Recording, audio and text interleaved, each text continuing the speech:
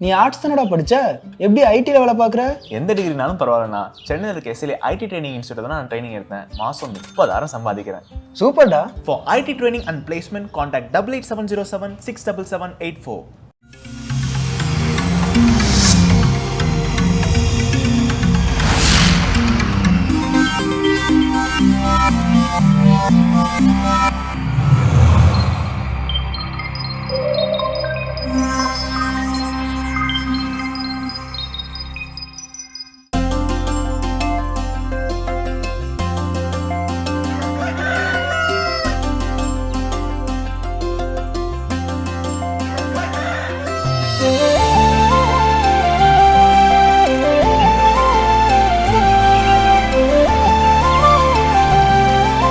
மாதா தொலைக்காட்சியின் அன்புள்ளங்கள் அனைவருக்கும் கடவுள் வணக்கம் நிகழ்ச்சியின் அன்பான வணக்கங்கள்.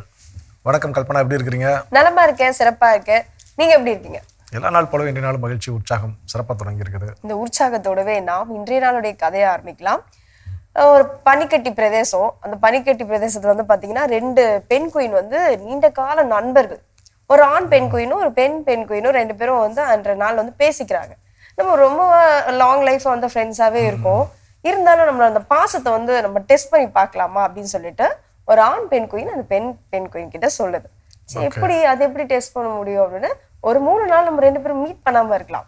மீட் பண்ணாத அந்த 3 நாட்கள்ல நீ என்னை பத்தி நினைக்கும் போதும் நான் உன்னை பத்தி நினைக்கும் போதும் பனிக்கட்டி உருண்டையை வந்து நம்ம உருண்டை பண்ணி சேர்த்து வைக்கலாம். அது 3 நாட்கள் கழித்து வந்து நம்ம எடுத்துட்டு வந்த அந்த பனிக்கட்டி வச்சு நம்ம வந்து சொல்லிடலாம் யார் மேல அதிகமா பாசம் வச்சிருக்காங்க அப்படின்னு. அதே மாதிரி ஓகே 3 நாட்கள் போகணும்னு சொல்லிட்டு அவங்க வேலையை பார்க்க போயிட்டாங்க. அப்போ அந்த ஆண் பெண் குயின் வந்து ஒரு 2 நாள் இருக்கும்போது அந்த பனிக்கட்டி அந்த பெண் குயினை நினைக்கிறப்ப அந்த உருண்டையை எடுத்து சேர்த்து வைக்கிறப்போ நம்மளுடைய ஃப்ரெண்டும் இதே மாதிரி நம்மளை நினைச்சு எடுத்து வச்சிருப்பாள் அப்படின்னு சொல்லிட்டு ஒரு எக்ஸைட்மெண்ட்டோட காத்துட்டு இருக்கு. அடுத்த நாள் வருது, 3 நாள் முடியுது. உடனே சரி அதே இடத்துக்கு வந்து மீட் பண்ணலாம்னு சொல்லிட்டு வராங்க. அப்போ அந்த பெண் குயினும் ஃப்ரெண்டும் வருது. வந்தோட வெறும் கையோடவே வந்துச்சு. இதுக்கு ஒரு மாதிரி இதுவாகவே இருந்தது, நெருடலா என்னடா இது அப்படின்னு.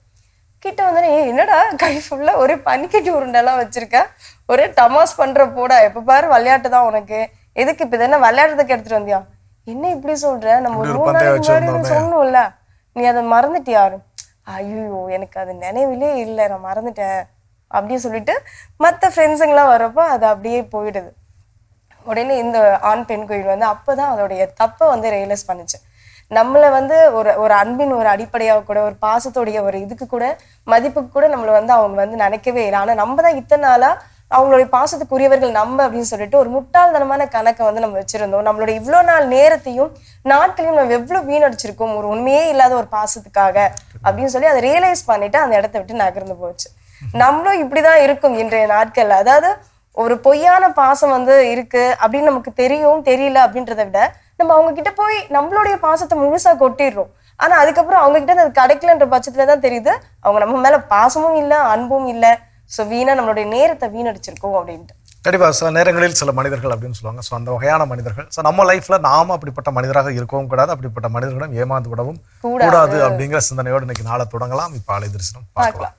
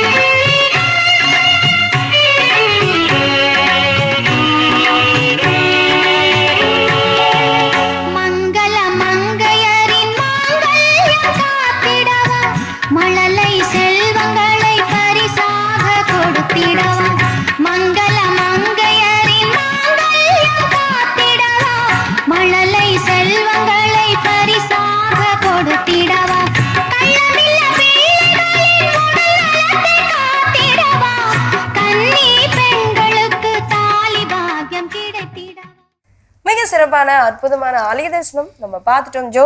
இன்றைய நாள் இன்றைய தளத்தில் நாம் என்ன சிந்தனையை சிந்திக்க போகின்றோம்? ஸோ இன்னைக்கு ரொம்ப பெரிய விஷயம் அப்படின்லாம், பெரிய சிந்தனை இதெல்லாம் தெரிஞ்சுக்க போறோம் அப்படின்லாம் ஒன்றும் இல்லை. Very simple. புன்னகை, ஒரு மனிதன் தன்னுடைய புன்னகையை எப்படியெல்லாம் பயன்படுத்தலாம் அப்படின்னு.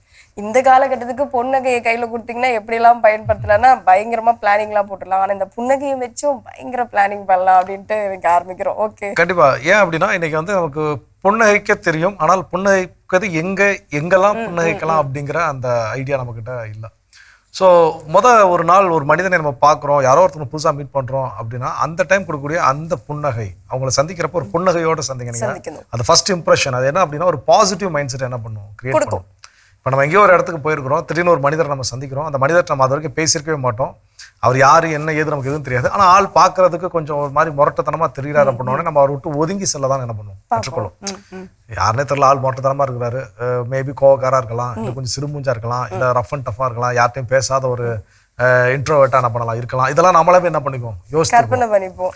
அப்போ ஒருவேளை அந்த மனிதர் நம்மளை பார்த்த உடனே எவ்வளவு முரட்டுத்தனமான ஒரு லுக்ல இருந்தாலும் கூட ஒரு சின்ன ஒரு புன்னகை பார்த்து அப்படி போனாரா நமக்கும் ஆட்டோமேட்டிக்கா ஒரு புன்னகை வரும். டக்குன்னு போய் என்ன பண்ணுவோம்னா அவர் அப்ரோச் பண்ணி பேசுறதுக்கு ஹெசிடேட் பண்ண மாட்டோம், தயக்கம் காட்ட மாட்டோம். ஏன் அப்படின்னா அந்த புன்னகை என்ன பண்ணிடும், எல்லாத்தையும் கிளியர் பண்ணிடும். அது வரைக்கும் நமக்குள்ள ஒரு சில தாட்ஸ் என்னவா நம்ம அதாவது அந்த புன்னகை இல்லாததுனால என்னென்ன தாட்லாம் வருதோ அந்த தாட்லாம் புன்னகைத்த பிறகு என்ன வராது. ஸோ அப்போ அந்த தயக்கத்தை என்ன பண்ண உடைக்கும். அப்போ அது போலதான் நாமளும் மற்ற யாரையாவது புதிய மனிதர்களை சந்திக்கின்ற பொழுது முதன்முறையாக வீசக்கூடிய அந்த ஒரு புன்னகை, இவன் இப்படிதான் இருப்பான், இவன் இப்படி திமிரு பிடிச்சவனா இருப்பான், இவன் இப்படி திமிரு பிடிச்சவனா இருப்பான், இவங்களுக்கு இதுதான் தெரியும், இவங்க யார்ட்டையும் பேச இப்படிங்கிற நம்மை குறித்து பிறர் தவறாக எண்ணக்கூடிய எண்ணங்கள் எல்லாம் அங்கே உடைபட்டு ஒரு நல்ல பாசிட்டிவ் மைண்ட் செட் நம்மை குறித்து பிறருக்கு என்ன பண்ணும், ஏற்படும். அதுல எந்த டவுட்டும் கிடையாது. புன்னகையோடு மற்றவர்களை சந்திப்போம். தொடர்ந்தும் பேசுவோம். இப்ப அடுத்த பகுதி பார்க்கலாம்.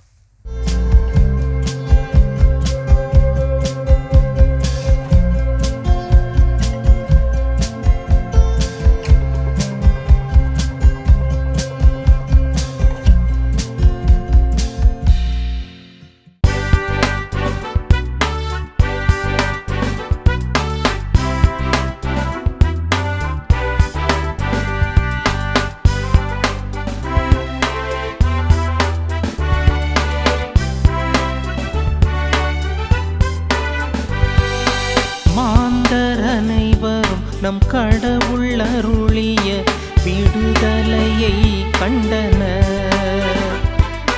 மாந்தர் அனைவரும் நம் கடவுள் அருளிய விடுதலையை கண்டனர். ஆண்டவருக்கு புதியதொரு பாடல் பாடுங்கள், ஏனெனில் அவர் வியத்தகு செயல்கள் புரிந்துள்ளார்.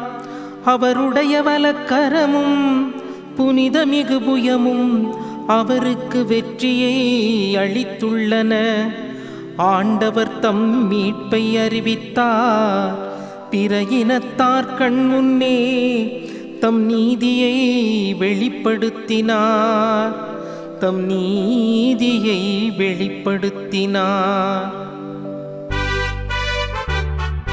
மாந்தர் அனைவரும் நம் கடவுள் அருளிய விடுதலையை கண்டனர். மாந்தர் அனைவரும் நம் கடவுள் அருளிய விடுதலையை கண்டனர்.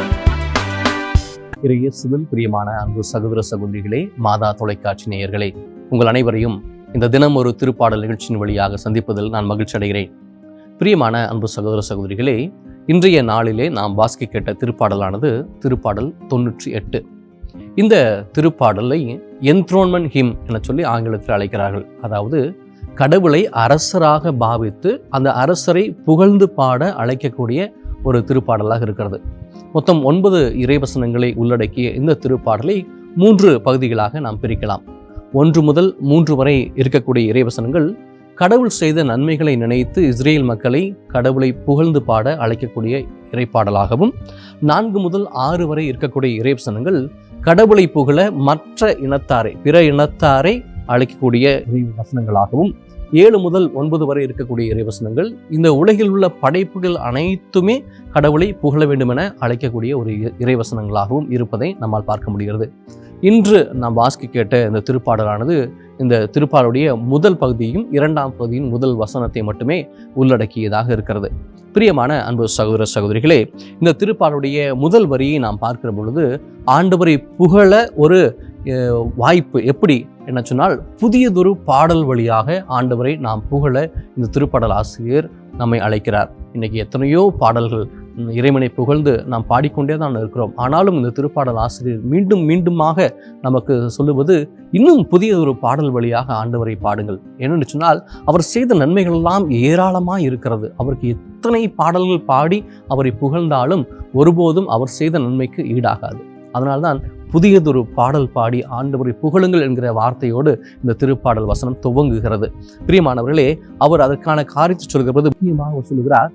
ஏன் அவரை புகழ வேண்டும், ஏன் அவருக்கு புதியதொரு பாடல் பாட வேண்டும் என சொன்னால், அவர் வியத்தகு செயல்கள் செய்துள்ளார். கடவுள் செய்த வியத்தகு செயல்களை நினைத்து பார்க்கிற பொழுது நாம் அவரை புகழ்வதை தவிர வேறு எதுவும் செய்ய முடியாது. அதைத்தான் இந்த திருப்பாடல் ஆசிரியர் நமக்கு சுட்டி காட்டுகிறார்.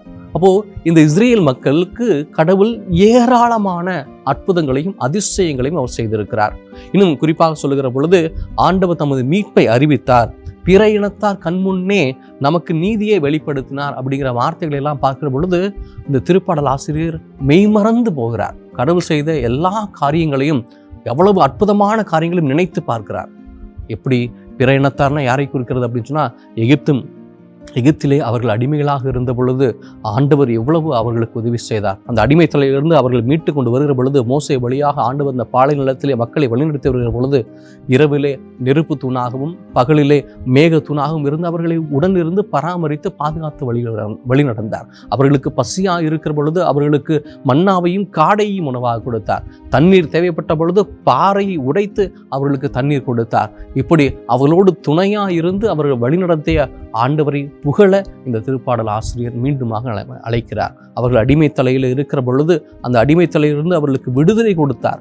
இந்த பிற இனத்தார் அவர்களை துரத்தி கொண்டு வருகிற பொழுது அவர்களை ஆழ்கடலில் மூழ்கடித்து கடலில் இருந்து கடலை பிளந்து அவர்களுக்கு வழியை உருவாக்கிய கொடுத்த ஆண்டவருடைய செயல்களை எல்லாம் நினைத்து பார்க்கிற பொழுது இந்த திருப்பாடல் ஆசிரியர் அதோ ஆண்டவர் வியத்தகு செயல்களை செய்திருக்கிறார், வாருங்கள் அவரை புகழ்வோம் என்று அழைப்பது எவ்வளவு உகந்ததாக இருக்கிறது. பிரியமான அன்பு சகோதர சகோதரிகளே, நம் கடவுள் அருளிய விடுதலை அனைவரும் கண்டனர் அப்படின்னு சொல்கிற பொழுது இஸ்ரேல் மக்களுக்கு மட்டுமல்ல, இன்றும் யாரெல்லாம் கடவுள் மீது நம்பிக்கையோடு இருக்கிறார்களோ, கடவுளிடம் தன்னை முழுமையாக ஒப்பு கொடுத்து ஜெபிக்கிறார்களோ, அவர்கள் ஒவ்வொருவருக்குமே ஆண்டவர் அற்புதங்களையும் அதிசயங்களையும் இன்றும் செய்து கொண்டே இருக்கிறார் என்பதுதான் நிதர்சனம். எனவே இன்றைய நாளிலே இந்த திருப்பாடல் ஆசிரியர் நமக்கு சொல்லுவதெல்லாம் ஒன்றுதான், உலகெங்கும் வாழ்வோரே அனைவரும் ஆண்டவரை ஆர்ப்பரித்து பாடுங்கள். உங்களுடைய வாழ்க்கையில உங்களுடைய ஜெபத்தை ஆண்டவர் எத்தனை முறை கேட்டிருக்கிறார்? நீங்கள் எத்தனை முறை கடவுளுடைய அருட்கரம் உங்களோடு இருக்கிறது என்பதை உணர்ந்திருக்கிறீர்கள்? இந்த சூழ்நிலைகளெல்லாம் ஆண்டவர் என்னை விட்டு அகன்று போகவில்லை, ஆண்டவர் என்னை கரம் பிடித்து நடத்தி வந்தார், ஆண்டவர் எனக்கு அருகாமையில் இருந்து எனக்கு இந்த பிரச்சனைகளிலிருந்தெல்லாம் விடுதலை கொடுத்திருக்கிறார் அப்படின்னு உங்களுடைய வாழ்க்கையில் எத்தனை வியத்தகு செயல்களை ஆண்டவர் செய்திருக்கிறார்? அந்த ஒவ்வொரு செயல்களையும் எண்ணி பார்த்து கடவுளை புகழ, கடவுளை ஆர்ப்பரித்து கொண்டாட, கடவுளுக்கு நன்றி பாடல் பாட இந்த திருப்பாடல் ஆசிரியர் நமக்கு அழைப்பு கொடுக்கிறார். நீங்க திருப்பாடல் ஆசிரியரை போல கடவுளை போற்றி புகழ்ந்து ஆர்ப்பரிக்க தயாரா? ஜெபிப்போம். எங்களை என்னாலும் காத்து வழிநடத்தி வருகிற அன்பு தெய்வமே இறைவா, இஸ்ரேல் மக்களுக்கு ஏராளமான வியத்தகு செயல்கள் வழியாக அவர்களை நீர் பாலைவனத்தில் வழிநடத்தி வந்தீர். அதை போலவே ஆண்டவரே, எங்களுடைய வாழ்க்கையிலும் பல இக்கட்டான சூழ்நிலைகளில் எவ்வளவோ பிரச்சனைகள் சூழ்ந்திருந்த தருணத்தில் எங்களுக்கு அருகாமையில் வாசம் செய்யக்கூடியவராக, எங்களுக்கு எந்த விதமான தீங்கும் அண்டி வராதபடி எங்களை சூழ்ந்து நின்று நீர் காத்திருளினீர். ஆனால் பல வேளைகளிலே அவையெல்லாம் நாங்கள் நினைத்து பார்க்காமல் நமக்கு நன்றி சொல்லாமல் கடந்து போயிருக்கிறோம். ஆண்டவரே, இந்த திருப்பாடல் ஆசிரியர் எங்களுக்கு கொடுத்த அழைப்பை ஏற்றவர்களாக இந்த நாளிலே நாங்கள் உமக்கு நன்றி நல்கின்றோம். ஒருபோதும் எங்களை கைவிடாத தெய்வமாக, எங்களோடு அருகாமையில் இருந்து வாசம் செய்யக்கூடியவராக அற்புதங்களையும் அதிசயங்களையும் எங்கள் வாழ்க்கையிலே தொடர்ந்து செய்து கொண்டிருக்கிற கிருபைக்காக நன்றி நன்றி நன்றி என ஜெபிக்கிறோம் ஆண்டவரே. எங்கள் நன்றியை ஏற்றருளும். ஆமேன். அருமையான தினம் ஒரு திருப்பாடல் பகுதி பார்த்துட்டோம். இன்னைக்கான திருப்பாடலும் கேட்டாச்சு. அதோட இன்னைக்கு நம்ம பேசிட்டு இருக்கிறோம் ஒரு மனிதன் தன்னுடைய வாழ்க்கையில் புன்னகையை எங்கு எல்லாம் பயன்படுத்த வேண்டும், அதனால் கிடைக்கக்கூடிய நன்மைகள் என்னென்னு பேசிட்டு இருக்கோம். அடுத்ததா என்ன சொல்றாங்க? அடுத்ததா பாத்தீங்கன்னா வலிமையான கட்டமைப்புகளை கட்டமைப்பதற்கு இந்த புன்னகை உதவும் அப்படின்னு சொல்றாங்க. யாரா இருந்தாலும் சரி, நம்ம வந்து ஒரு பெரிய ஒரு நம்பிக்கை எந்த இடத்துல விதைக்கும் அப்படின்னு பாக்குறப்போ, ஒரு கரடு முரடான ஒரு ஆள் கிட்ட போய் நம்ம ஒரு பயணம் செஞ்சுட்டு இருக்கோம், இல்ல ஒரு நபர்களை வந்து மீட் பண்றதுக்கு நம்மளுக்கு அந்த வாய்ப்பு கிடைக்குது அப்படின்றப்போ அந்த இடத்துல அவங்க மேல ஒரு நம்பிக்கை வரவே வராது. இவங்க எப்பவுமே இப்படிதானே இருப்பாங்க அப்படின்னு சொல்லிட்டு நம்மளுக்கு எப்பவுமே ஒரு தவறான ஒரு கண்ணோட்டத்துல தானே எப்பவுமே எதிர்கொள்ற மனிதர்கள் அப்படிதான் நம்ம பாக்குறோமே. அவங்க எப்படி என்ன எதுன்னு யாராவது விசாரிச்சோ இல்ல அவங்களுடைய எல்லா பயோட்டாவையும் கலெக்ட் பண்ணியோ நம்ம அவங்க கிட்ட பேசுறது கிடையாது. அப்படி இருக்க பட்சத்துல இந்த புன்னகை அப்படின்னு அந்த இடத்துல நம்ம விரிக்கிறப்போ அந்த இடம் நம்பிக்கை கூடிய ஒரு இடமாக மாறும். அந்த இடத்துல அது வந்து ஒரு பெரிய கட்டமைப்பை கட்டமைக்கும். கண்டிப்பா அந்த கட்டமைப்பு என்னன்னா உறவு கட்டமைப்பு தான், வேற ஒன்றும் கிடையாது. நல்ல ஒரு ரிலேஷன்ஷிப் வந்து ஸ்ட்ராங்கான ஒரு பில்ட் அப்படிங்கிறது இருக்கும். கொடுக்கும். ஸ்கூல் படிக்கிறப்போ வந்து ஸ்போர்ட்ஸில் விளையாட போவோம். அப்போ நிறைய ஜோனல் மேட்ச்லாம் விளையாட போகிறப்போ கோகோ கபடி எல்லாம் விளையாட போகிறப்போ அங்கே ஒரு பிடி மாஸ்டர் வேற ஸ்கூல்லேருந்து வர்றவர், அவர் யாருன்னே தெரியாது. ஆனால் பார்த்தோன்னே அவரும் ஸ்மைல் பண்ணார், நானும் ஸ்மைல் பண்ணேன். ஆனால் நாங்கள் பேசுனதே கிடையாது. ஆனால் எல்லா டோர்னமெண்ட்லேயும் அவரும் வந்துருவார். அவர் அங்கே ரெஃப்ரியாக இருப்பார், இல்லை ஏதாவது ஒரு முக்கியமான பொறுப்பில் இருப்பார். பார்ப்போம், ஸ்மைல் பண்ணுவோம், விஷ் பண்ணுவோம், அவ்வளோதானே தவிர அவர் பேர் என்னன்னு எனக்கு தெரியாது, என் பேர் என்னன்னு அவருக்கு தெரியும். இதே மாதிரி ஒரு சூழல். அப்போ ஒரு டோர்னமெண்ட்டுக்கு வந்து நாங்கள் போகிறப்போ எங்களுக்கு என்ன ஆயிடுச்சுன்னா பஸ்ஸு தாமதமாகிடுச்சு, ரொம்ப லேட்டாக தான் போக வேண்டிய சூழலாகி போச்சு. 10 o'clock மேட்ச் அப்படின்னா நாங்கள் போய் சேர்ந்ததே 11:30 மணிக்கிட்ட தான் போய் சேர்ந்தோம். டீம் வரலன்னு சொல்லி என்ன பண்ணிட்டாங்கன்னா ஆப்போனன்ட் டீம் வென்னு சொல்லி அனௌன்ஸ் பண்ணிட்டாங்க.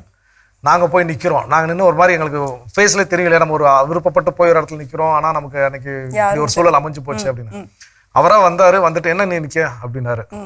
இல்லை வராது, பஸ் லேட் ஆயிடுச்சு, இந்த மாதிரி இந்த school saint Joseph high school, but எங்களுக்கு பஸ் டிலேங்கிறனால எங்களால் மேட்ச் என்ன பண்ண முடியல, ஆட முடியல, ஒரு மாதிரி ஆயிடுச்சு, அதான் இப்போ ரிட்டர்ன் போகணும்னு சொல்கிறாங்க, என்ன பண்ண தெரியல.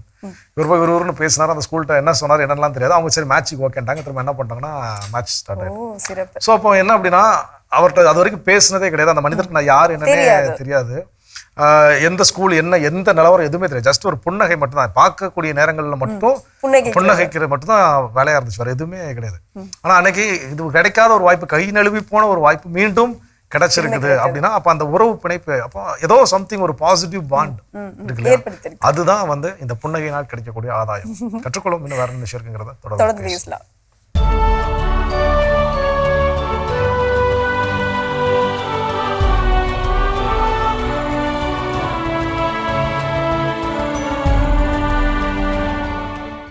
மே 2 புனித அத்தனாசியுஸ். எகிப்து நாட்டில் வாழ்ந்த இறைபக்தி நிறைந்த குடும்பத்தில் கிபி 295ஆம் ஆண்டு பிறந்தார் அத்தனாசியுஸ். அலெக்சாந்திரியா நகர் ஆயர் அலெக்சாண்டரின் உதவியினால் கல்வி பயின்ற இவர் கிபி 319ஆம் ஆண்டு குருவாக திருநிலைப்படுத்தப்பட்டார். எழுதுவதில் ஆர்வம் கொண்ட இவர் புனித வனத்து அந்தோணியாரின் வாழ்க்கை வரலாற்றை எழுதினார். அலெக்சாந்திரியா நகர் ஆயர் அலெக்சாண்டரின் செயலராக பணிகளை செய்த அத்தனாசியுஸ் இறையியலில் சிறந்து விளங்கினார். எகிப்து மற்றும் லிபியா பகுதி மக்களின் ஆன்மீகத்தை வளர்த்த அத்தனாசியுஸ் கிபி 328ஆம் ஆண்டு ஜூன் 8ஆம் நாள் அலெக்சாந்திரியா நகரின் ஆயராக திருநிலைப்படுத்தப்பட்டார். அக்காலத்தில் நிலவிய ஆரியூசின் தப்பறை கொள்கைகளை கடுமையாக எதிர்த்த இவர் அக்கொள்கைகளை பின்பற்றிய ஆயர்களையும் மக்களையும் அன்பு செய்து வாழ்ந்தார். தீமையானதை செய்யாமல் இருந்தால் மட்டும் போதாது, நன்மை செய்யாமல் இருப்பதும் தீமையே என்று கூறிய அத்தனாசியுஸ் கிபி 373ஆம் ஆண்டு மே 2ஆம் நாள் விண்ணகப் பிறப்படைந்தார். பல்வேறு பிரச்சனைகளுக்கு இடையிலும் ஆண்டவரை மக்களுக்கு அறிவித்து கிறிஸ்துவ நெறிகளை விதைத்த ஆயர் அத்தனாசியுசினை திரு அவை புனிதராக உயர்த்தியது. புனித அத்தனாசியுஸ் திருவிழாவினை கொண்டாடுகின்ற நாம் நம் வாழ்வினில் வருகின்ற துன்பங்களைக் கண்டு துவண்டு போய்விடாமல் ஆண்டவரிடம் நம்பிக்கையோடு ஜெபிப்போம். மிக சிறப்பான இன்றைய புனிதர் பகுதி நம்ம பார்த்துட்டோம். ஜோ, ஒவ்வொரு நாளுமே ஒவ்வொரு இடத்துல வெவ்வேறு மனிதர்களை சந்திக்கக்கூடிய தருணம் நமக்கு இருக்கு இல்லையா? ஸோ அப்படிப்பட்ட அந்த தருணங்கள்ல எல்லோரையுமே நம்ம எப்படி எதிர்கொள்றோம் அப்படின்னா, நம்ம அந்த நேரத்துல எப்படி இருக்குமோ அந்த மாதிரி தான் நம்ம வந்து அவங்கள பார்த்துட்டு போறோம். இருந்தாலும் அந்த ஒரு நொடி நம்ம கடந்து போகும்போது இந்த புன்னகையோடு கடந்து போறோம்னா பல உதவிகள் ஆகட்டும், இல்ல பல நன்மைகள் ஆகட்டும் நமக்கு வந்து கிட்டும் அப்படின்றத நம்ம பேசிட்டு இருக்கோம். அந்த வகைகள் அடுத்துதான். ஸோ அடுத்ததா இந்த புன்னகைப்பதால் நமக்கு கிடைக்கக்கூடிய நன்மை என்ன அப்படின்னு சொல்றாங்கன்னா, அது எந்த மாதிரியான சிச்சுவேஷன்ல புன்னகைக்க வேண்டும் அப்போ கிடைக்கக்கூடிய நன்மை.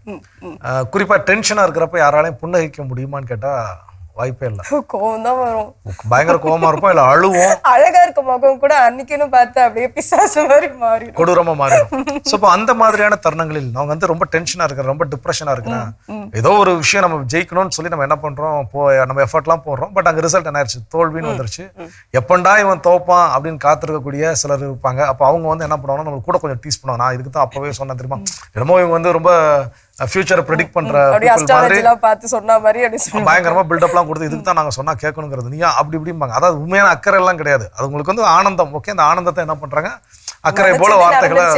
அப்போ இந்த மாதிரியான சூழல் நமக்கு ஏற்கனவே நம்ம தோல்வி அடைஞ்ச ஒரு மனநிலையில இருப்போம். இப்ப இந்த மாதிரி சிலர் அந்த குத்தி காட்டி பேசுறப்ப இன்னும் கூட கொஞ்சம் என்ன ஆகும்னா நமக்கு பிரச்சனை வரும், கோவம் வரும். அப்ப அந்த மாதிரியான சூழ்நிலையும் கூட அதற்கான பதில் என்ன தெரியுமா, ஒரு சின்ன புன்னகை. இப்ப என்ன ஆயிரும் அப்படின்னா, அதான் சொல்லுவாங்க, ஒண்ணு வந்து கன்வின்ஸ் தம் ஆர் கன்ஃபியூஸ் தம் அப்படிம்பாங்க. நமக்கு எதிரில் இருக்கிறவங்க ஏதோ முரண்பட்டு நிக்கிறாங்கன்னா அவங்களை கன்வின்ஸ் பண்ணி நம்மளுடைய பாயிண்ட் கொண்டு வந்துடணும், இல்லை அவங்களை கன்ஃபியூஸ் பண்ணி. அப்ப இந்த மாதிரி டென்ஷனாக நம்ம ஆஹா இவன் தோத்துருக்கான், இப்போ போய் உன சொன்னா இன்னும் என்ன பண்ணுவான், வருத்தப்படுவான், வேதனைப்படுவான் அப்படின்னு நினைத்து நம்ம அணுகக்கூடிய மனிதர்களுக்கு மத்தியில இந்த புன்னகையினால் கொடுக்கக்கூடிய பதில் என்ன தெரியுமா, அவங்க நம்மளை கன்ஃபியூஸ் பண்ண வந்தவங்க கடைசி என்ன ஆயிடுவாங்க, தோத்தான் இவ்வளவு சொல்லி சிரிச்சுக்கிட்டு இருக்கிறான், எப்படி இவனுக்கு வலிக்குதா இல்லையா, இந்த மாதிரியான குழப்படியான மனநிலைக்கு அவங்க என்ன பண்ணிடுவாங்க. நமக்குமே அந்த புன்னகையினால் அந்த கன்ஃபியூஷன் அவங்களுக்கு போயிருச்சு இல்லையா. ஸோ நம்ம ரிலாக்ஸா ஓகே நம்ம தப்பு பண்ணிட்டோம், ஏதோ மிஸ் பண்ணியிருக்கோம், அதை சரி பண்ணா அடுத்து என்ன பண்ணிடலாம், வின் பண்ணிடலாம் அப்படிங்கிற அந்த ரிலாக்ஸ் மைண்ட் செட் என்ன ஆகும்னா வந்துடும். ஸ்ட்ரெஸ் அப்படியே ரெடியூஸ் ஆயிடும். அது எப்படி அப்படின்னா நம்ம புன்னகிக்கிறதுல தான். நம்ம இன்னும் தொடர்ந்து பேசுவோம், அடுத்த பகுதி பார்க்கலாம்.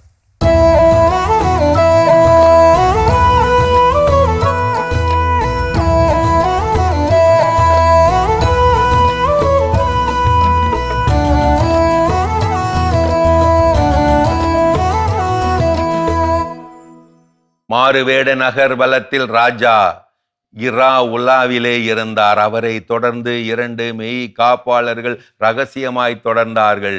ஒரு மலையடிவார கிராமத்தில் உலா போன போது வானம் இடி இடிக்க, காரிருளும் காற்றும் பயமுறுத்த பிடித்து கொண்டது பேய் மழை. பேய் மழை போராட்டத்தில் மெய் காப்பாளர்கள் வழிமாறி போய்விட தனித்து விடப்பட்டார் ராஜா. சற்று தொலைவில் மலையடிவாரத்தில் குடிசை ஒன்றை கண்டார். முழுவதும் நனைந்து விடாமல் குடிசைக்குள் நுழைந்தார். குடிசைக்குள்ளே கோவணமே உடையாக ஒரு மனிதர் அமர்ந்திருந்தார். நுழைந்த ராசாவை கண்டும் காணாமலும் சலனமற்று அவர் அமர்ந்திருந்தார். எழுந்து மரியாதை கூட தரவில்லை, வா என்று சொல்லவில்லை, அமர வைக்கவில்லை. ராஜ மமதை சும்மா விடுமா? கர்ஜித்தார். நான் தான் உன் நாட்டு ராஜா, மரியாதை கிடையாதா? வணக்கம் கூட வைக்காமல் இப்படி உட்கார்ந்திருக்கிறாயே. பதிலுக்கு அவர், நீதான் அடைக்கலமாக இங்கே வந்திருக்கிறாய், நீதான் எனக்கு வணக்கம் வைக்க வேண்டும், நான் ஏன் அதை செய்ய வேண்டும்? மாறு வேட நகர் வளத்தில் ஆங்காங்கே பரிசுகள் தர அரசர் தன் இடையிலே ஒரு பொற்காசு மூட்டையை செருகி இருப்பார் தானே. அதை எடுத்து அவரிடம் பிரித்து காட்டி, பார்த்தாயா இவ்வளவு பொற்காசுகளை, எவ்வளவு பெரியவன் நான் என்று நீ இப்போது உணர்கிறாய் தானே, இதோ இப்போதாவது எனக்கு வணக்கம் வை. மேலும் பதிலுக்கு அந்த முதியவர், ஒரு ஏழை வீட்டுக்கு அடைக்கலமாக வந்து ஒரு ஏழை முன்னால் பொற்காசு மூட்டையை நீயே மமதையோடு வைத்திருக்கிறாயே, உனக்கு ஏன் நான் வணக்கம் வைக்க வேண்டும்? கோபமான ராஜா அதிலிருந்து ஒரு காசை எடுத்து அவரிடம் வீசிவிட்டு, இப்போதாவது வணக்கம் வைப்பாயா என்று கேட்க, பதிலுக்கு அந்த கோவண முதியவர், வீசப்பட்ட அந்த காசை தொடாமலேயே சொன்னார், ஒரு முடிச்சளவு காசை கையிலே வைத்துக் கொண்டு ஒரே ஒரு காசை மட்டும் எடுத்து மரியாதை இல்லாமல் இப்படி வீசுகிறாயே, உனக்கா வணக்கம் வைப்பது? கட்டுப்பான ராஜா அந்த முடிச்சிலே இருந்த பாதியை எடுத்து அவரிடம் கொட்டிவிட்டு கடுகெடுத்தார். இதோ இப்போது சரிபாதியாய் கொடுத்து விட்டேன், இப்போதாவது வணக்கம் வைப்பாயா? புன்னகையுடன் கேட்டுக்கொண்ட அவர் அதையும் கையில் தொடாமலேயே சொன்னார், உன்கிட்ட இருக்கிற அளவுக்கு இப்போ என்கிட்டயும் சரிசமமா இருக்குதே, சரிசமமா இருக்கிற உன்னை நான் ஏன் மதிக்க வேண்டும், வணக்கம் வைக்க வேண்டும்? இப்போது வந்ததே பார் ராஜாவுக்கு ஆத்திரம். ஆத்திரம் வந்து விட்டால் அதுதான் கண்ணை மறைக்குமே. மிச்சம் இருந்த பொற்குவியல் அந்த முடிச்சு மூட்டையை அப்படி அந்த கோவண முனிவரிடம் வீசிவிட்டார். வீசிவிட்டு சொற்களையும் வீசிவிட்டார். இதோ இருந்த எல்லாவற்றையும் நான் கொடுத்து விட்டேன், இப்போதாவது வணக்கம் வை. இன்னும் மலர்ந்த புன்னகையோடும் மெல்லிய சிரிப்பு சத்தத்தோடும் சொல்லிவிட்டார் அந்த கோவண முதிய முனி, சிந்திய எதையும் தொடாமலேயே, இப்போது உன்னிடம் ஒன்றுமே இல்லை, என்னிடம்தான் ஒரு முடிச்சு தங்கமே இருக்கிறது. சரிசமமற்ற உன்னை நான் ஏன் வணக்கம் வைக்க வேண்டும்? இப்போ நீதான் எனக்கு வணக்கம் வைக்க வேண்டும். வாயடைத்து நின்ற ராசாவை பார்த்து வாய் விட்டு சிரித்து விட்டு அருகே போய் பரிவுடன் வணக்கம் வைத்தார் அவர். அந்த பொற்காசுகளை பொறுக்கி எடுத்து முடிச்சு போட்டு அரசரின் கைகளில் வைத்து, இதை கொண்டு போங்கள் அரசே, ஏழைகளுக்கு கொடுங்கள் என்றார். மேலும் கை குலுக்கி அவர் சொன்னார், அந்த கோவண முதிய மாமுனி சொன்னார், நீர் எம் குடிசைக்குள் வந்ததே எனது மாபெரும் பேரு. பணத்தை அள்ளி வீசி மதிப்பு மரியாதையை நாடாதே, பன்மடங்கு பலனாக பெற உண்மையான உனது அன்பை மட்டுமே கொடு. பிறருக்கு மரியாதை செய்வதில் தான் இருக்கிறது உனது மரியாதை. உன்னுடைய தன்மானமே தகர்க்கப்படும் நிலை வந்தால் யாரையும் எடுத்தறிந்து பேசுவதில் தவறே இல்லை. நான் அப்படி இல்லைன்னு சொல்லி சொல்லி தலை குனிந்து வாழ்வதை விட நான் அப்படித்தான் என்று சொல்லிவிட்டு தலை நிமிர்ந்து வாழலாம். என்னை மதிக்காதவர்களை நான் மதிக்கவில்லை என்றால் நீ அதை ஈகோ என்று சொல்லுகிறாய், நானோ அதை சுயமரியாதை என்கிறேன். மறவாதே கதைகளாயிரம் நட்புறவுகளே, போன இடத்துல மரியாதை கிடைக்கலன்னு நினைக்கிறது தவறு. அதை விட பெரிய தவறு மரியாதை கிடைக்காத இடத்திற்கு நீ போனது. சிறப்பான கதைகளாயிரம் பகுதி பார்த்துட்டோம். இன்னைக்கான கதையும் சிந்தனையும் கேட்டாச்சு. அதோட நம்ம பேசிட்டு இருக்கிறோம் கடவுள் வணக்கம் நிகழ்ச்சியில. நம்முடைய வாழ்வில் புன்னகை அப்படிங்கிறது கடவுள் நமக்கு கொடுத்துருக்கூடிய மிகப்பெரிய ஒரு வரம். அந்த வரத்தை பயன்படுத்துவதனால் கிடைக்கக்கூடிய நன்மைகள் என்ன, எங்கே அதை பயன்படுத்த வேண்டும், எப்படி பயன்படுத்த வேண்டும் அப்படிங்கிறத தெரிஞ்சுட்டு இருக்கிறோம். அதில் அடுத்ததான் என்ன சொல்றாங்க? மற்றவர்களை தட்டி கொடுக்கக்கூடிய அந்த தருணத்தில், மற்றவர்களை உத்வேகப்படுத்தக்கூடிய அந்த தருணத்தில், அந்த என்கரேஜ் அப்படின்னு பண்ற அந்த ஒரு தருணம் எல்லோருக்கும் ஏதோ ஒரு விதத்துல அமையும் இல்லையா? அப்போ அவங்க நம்மளுடைய பிள்ளைகளா இருக்கலாம், இல்லை நம்மளுடைய பெற்றோர்களா இருக்கலாம், இல்லை நம்மளுக்கு தெரியாதவர்கள் இருக்கலாம், அறியாதவர்கள் இருக்கலாம், யாரா கூட இருக்கலாம். ஆனா அந்த நேரத்துல அவங்க எடுத்து அவங்களை சீராட்டி பாராட்டும் அந்த தருணத்தில் ஒரு சிறிய புன்னகையால் அவங்களை உத்வேகப்படுத்த முடியும். அவங்க எதிர்பார்த்திருப்பாங்க இவங்க கிட்ட இருந்து ஒரு சின்ன ஒரு அப்ளாஸ் கிடைக்காதான்னு. அந்த இடத்துல நம்ம சின்னதா ஒரு ஸ்மைல் பண்ணா கூட அவங்களுக்கு ஒரு பெரிய அன்பளிப்பு கொடுத்த மாதிரி அவங்க ஃபீல் பண்ணுவாங்க. கண்டிப்பா நீங்க அதை சொல்லும் போது எனக்கு என்ன ஞாபகத்துக்கு வருதுன்னா, ஒரு 20-30 நாள் இருக்கும் நினைக்கிறேன். ஒரு மாசத்துக்கு முன்னாடி நடந்த ஒரு இன்சிடென்ட். வேளச்சேரி பிரிட்ஜில் ஏறிட்டு இருக்கிறோம். வீட்டுக்கு ஆஃபீஸ் முடிச்சு ரிட்டர்ன் போயிட்டு இருக்கிறேன். அப்போ அந்த பிரிட்ஜில் ஏறிட்டு இருக்கையில முன்னாடி ஒரு கார்ல கேப்ல அந்த பின்பக்க சீட்ல ஒரு குழந்தை உட்காந்து பின்னாடி வர வண்டியெல்லாம் வேடிக்கை பார்த்துட்டு வருது. ஸோ யூஸ்வலாக நம்ம என்ன பண்ணுவோம், அந்த மாதிரி குழந்தைங்க இருந்துச்சுன்னா விளையாடுவோம். அப்போ நான் மட்டும் இல்லை, என்ன மாதிரி ஒரு 3-4 பேர் அந்த குழந்தைங்க இங்க இருந்து பார்க்காது. அதுக்காகவே அந்த வண்டி பின்னாடி என்ன பண்ணிட்டு இருக்கோம், போகிற இடம் இருந்தாலும் அப்படியே ஸ்லோவாகவே அந்த வண்டி பின்னாடி போயிட்டு இருக்கோம். திடீர்னு கவனிக்கிறேன், அந்த வண்டியோடைய ஒரு டோர் சரியா என்ன பண்ணலன்னா ப்ராப்பரா லாக் ஆகல. அது வெளியே பாதி தெரியுது. பார்த்தோன்னே நமக்கு ஒரு பதட்டம் வரும். குழந்தை இருக்குது, அவங்க ஃபேமிலி இருக்கிறாங்க. டக்குன்னு போய் என்ன பண்ண போறோம், திடீர்னு பார்த்தா ஒரு 3-4 வண்டி எங்க இருந்தாலுமோ வருது. அந்த வண்டி யார் எங்க இருந்தா திடீர்னு ஒருத்தர் என்ன பண்றாருன்னா, கிட்ட போய் டிரைவர் கிட்ட டோர் இதா இருக்குது அப்படின்னு சொல்லிட்டாரு. ஆனா அந்த பின்னாடி துரத்திட்டு போன ஒரு 3-4 வண்டியுமே இந்த டோர் ஓப்பனா இருக்குன்னு சொல்றதுக்கு போன வண்டி தான். அதுல ஒருத்தர் என்ன பண்ணிட்டாரு சொல்லிட்டாரு. பின்னாடியே போன ஒருத்தர் என்ன பண்ணாரு அப்படின்னா, நான் இதெல்லாம் முன்னாடி அவங்களுக்கும் பின்னாடி அதை நான் பார்த்துட்டு இருக்கிறேன். அவர் என்ன பண்றாரு, இப்படி கையை தம்ஸ் அப் அப்படின்னு காட்டிட்டு ஓகே சூப்பர் அப்படின்னு சொல்லிட்டு போறாரு. அவரும் பதிலுக்கு சொல்லிட்டு போயாச்சு.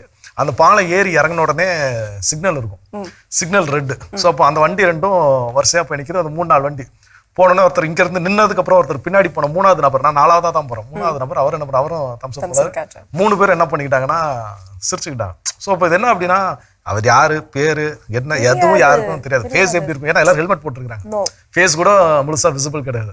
பட் அந்த டைம் ஏதோ ஒரு விஷயம் நானும் செய்ய விருப்பப்பட்டேன், அவங்களும் செய்ய விருப்பப்பட்டாங்க.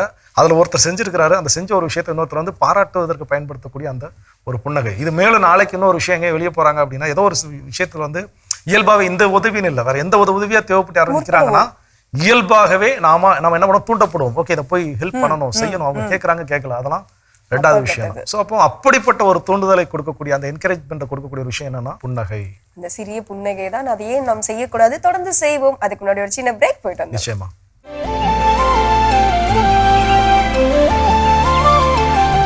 நிகழ்ச்சிக்குள் உங்களை மீண்டும் அன்புடன் வரவேற்கின்றோம். நீங்கள் பார்த்து கொண்டிருப்பது மாதா தொலைக்காட்சியின் கடவுள் வணக்கம்.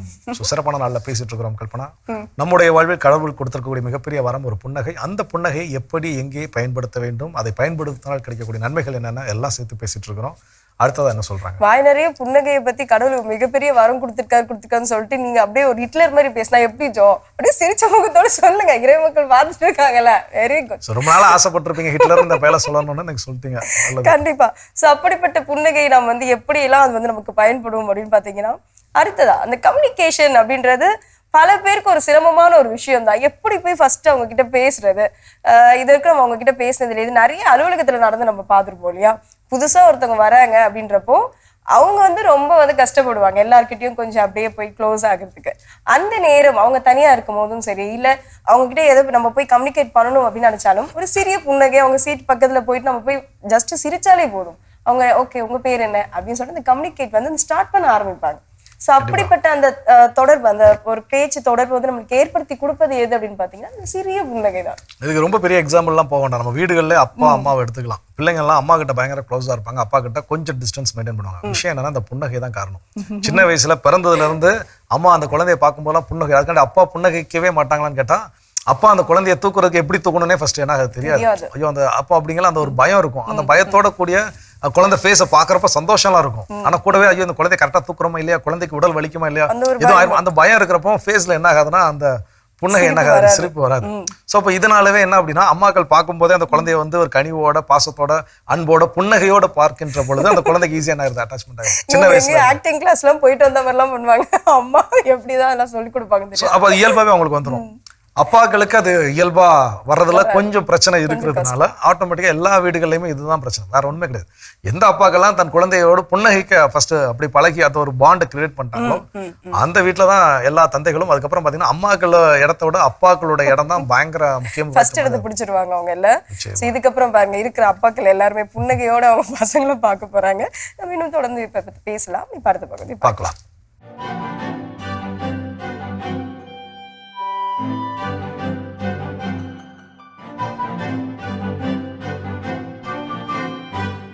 அன்பிற்கினிய மாதா தொலைக்காட்சி சுவஞ்சர்களே, தமிழினி நெஞ்சங்களே, வணக்கம். திரிகடகத்தில் இணைந்திருக்கும் உங்கள் ஒவ்வொருவருக்கும் நன்றியின் வாழ்த்துகள். இன்று மீண்டும் செய்யுள் 27 நாம் இருக்கின்றோம். 3ஆம் கருத்தினை இன்று பார்க்கவிருக்கின்றோம். தூய்மையானவரின் செயல்கள். உன் பொழுது நீராடி உண்டலும், என் பெரினும் பால் பற்றி சொல்லா விடுதலும், தோல் வற்றி சாயினும் சான்றாண்மை குன்றாமை, இம்மூன்றும் தூயமென்பார் தொழில். திரிகடகம் 27. இன்று 3ஆம் கருத்து, தோல் வற்றி சாயினும் சான்றாண்மை குன்றாமை. பாருங்க, உடல் சோர்வுற்று அப்படியே ஏதோ ஒரு துன்பத்தை எல்லாம் அடைய வேண்டிய சூழல் வந்தாலும் சான்றாண்மையை இழந்து விடக்கூடாது, விட்டுவிடக்கூடாது என்கிற தன்மையில் இருக்கிறவர்கள் இருக்காங்களே, அவர்கள் மாமனிதர்கள், உயர்ந்தவர்கள். அத்தகைய தன்மை எதுவும் நடக்கட்டும், ஆனால் எதுவும் நடக்கிறது என்பதற்காக நான் என் உயிரையே இழப்பதற்கான சூழல் வந்தாலும் கூட இந்த முதன்மையான, மேன்மையான, அந்த விழுமிய தன்மையிலான அந்த வாழ்க்கை முறையை நான் இழந்துவிட முடியாது, இழக்கக்கூடாது. அவ்வளவுதான். அதான் வாழ்வியல் நெறி. அந்த அடிப்படையில் சான்றாண்மை இங்கு நிற்க வேண்டும். அதனால்தான் சான்றோர்கள், முன்னோர்கள், நம் தமிழ் மூத்தவர்கள் அவர்களெல்லாம் இந்த வாக்கு பிறழாமை, சொல்லில் நேர்மை, செயலில் நேர்மை, அதை செய்து காட்டுவார்கள். செய்ய முடியவில்லையா, உயிரை கூட அவர்கள் இழப்பார்கள். அப்படிப்பட்ட அந்த நேர்மையான தன்மைகளில் இங்கு இந்த உலகம் வழிநடத்தப்பட வேண்டும். அதற்கு திரிகடுகம் ஒரு மாபெரும் வழிகாட்டி. வள்ளுவர் ஒன்றை சொல்வார், தன்னுயிர் நீப்பினும் செய்யற்க தான் பிறிதின்னுயிர் நீக்கும் வினை. அதாவது தன் உயிரையே இழப்பதற்கான சூழல் நேரிட்டாலும் கொலை செய்யாதே, அடுத்த உயிரை துன்புறுத்தாதே, அவ்வளவுதான். ஒரு தடுப்பரண் போன்று ஏதோ நாம் தடுக்கிறோம் என்றால் அது தாழ்வில்லை. ஆனால் அடுத்த ஒரு உயிரை கொன்றுவிட்டுத்தான், அடுத்தவரை கொன்றுவிட்டுத்தான் நான் வாழ வேண்டும் என்றால் அப்படிப்பட்ட ஒரு வாழ்க்கை தேவையில்லை. இதுதான் அந்த சான்றாண்மைக்குரிய அந்த மேன்மை. அதனால் நாம் அடிக்கடி பார்க்கிற ஒரு குறள், அந்த ஈநாள் பசி காண்பான் ஆயினும், தாய் பசியாக இருந்தாலுமே கூட சான்றோர் பழிக்கின்ற செயலை செய்து இங்கு இந்த பசியை ஆற்ற வேண்டிய தேவையில்லை. அப்படிப்பட்ட அந்த மேன்மை, அந்த அறநெறி, அந்த உயர்நெறி, அதில் நாம் நிலைத்து நிற்க வேண்டும் என்று திரிகடுகம் அழைப்பு விடுக்கிறது. இன்று நாம் பார்ப்பதற்கு உரிய ஒரு தனித்தமிழ் சொல் சாயினும். இன்றைய செய்யுளில் வருகிற ஒரு சொல் சாயினும். இப்போ சாய்ந்து விட்டாலும், வீழ்ந்து விட்டாலும், வீழினும் என்றெல்லாம் இருக்கிறது பாருங்க. அந்த பொருள் நம் உடலே சாய்வதாக இருந்தாலும், அல்லது நாம் கொண்டிருந்த அந்த உயர்தன்மையே சாய்வதாக இருந்தாலும், இங்கு தொடர்ந்து நேரியதைத்தான் நாம் செய்வோம் என்கிற ஒரு தன்மை. சாயும் சாயினும், அதிலிருந்து தான் அந்த சாயும் காலம், கதிரவன் அப்படியே சாய்கிற அந்த நேரம், அதனால் தான் அது அப்படியே மருவி சாயங்காலம் என்று வந்துவிட்டது. அதான் முன்னால் ஒரு பாட்டு உண்டு தானே, மாதா பாட்டு, சூரியன் சாய், அருமையான ஒரு பாடல். ஆக அந்த சாய்தல், இங்கு நாம் அறத்திலிருந்து எவரும் வீழ்ந்து விடக்கூடாது, அறத்தில் உயர்ந்து நிற்க வேண்டும். அந்த அறத்தை உயர்த்தி பிடிப்பதற்காக நம்மில் இருக்கிற எது வீழ்ந்தாலும் ஒன்றும் தாழ்வில்லை. ஆனால் இன்று பல நேரங்களிலே கயமை தன்மையோடு ஏதோ கேவலம் பணத்துக்காக, அல்லது ஏதோ ஒரு சொத்துக்காக, அல்லது ஏதோ ஒரு வகையான பதவிக்காக, இப்படி இந்த அறத்தை மீறுகிறவர்களாக பலரும் மாறிக்கொண்டிருக்கிறார்கள். இது மாற வேண்டும், மாற வேண்டும். எந்த சூழலிலும் இங்கு நாம் உயர்ந்தவர்களாகவே நிற்க வேண்டும் என்று இன்று உறுதியேற்றுக்கொள்வோம். கடவுளுக்கு திருவிழமானால் மீண்டும் நாளை திரிகடுகத்தில் இணைந்து மகிழ்வோம். நன்றி, வணக்கம்.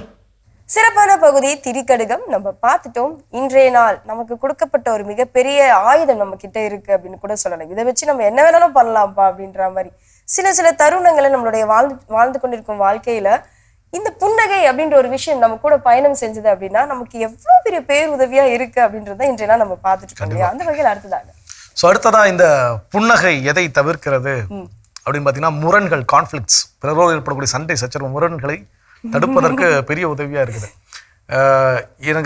எங்களுடைய தங்கச்சி பாப்பாவுக்கு மொட்டை போடுறதுக்காக புளியம்பட்டி அந்தோனியார் கோயிலுக்கு போயிருந்தோம். போயிட்டு ரிட்டர்ன் அங்கேருந்து வர்றப்போ அது கொஞ்சம், அந்த புளியம்பட்டி போனவங்களுக்கு தெரியும், எங்கள் டைஸ்லர் நிறைய அடிக்கடி போவாங்க. வெளியூர்லேருந்து வரவங்களுக்கு அந்த மேபி போயிருந்தாங்கன்னா அந்த எக்ஸ்பீரியன்ஸ் தெரிஞ்சிருக்கும். அந்த இடம் வந்து கொஞ்சம் நெருக்கடியான ஒரு இடம். சரி.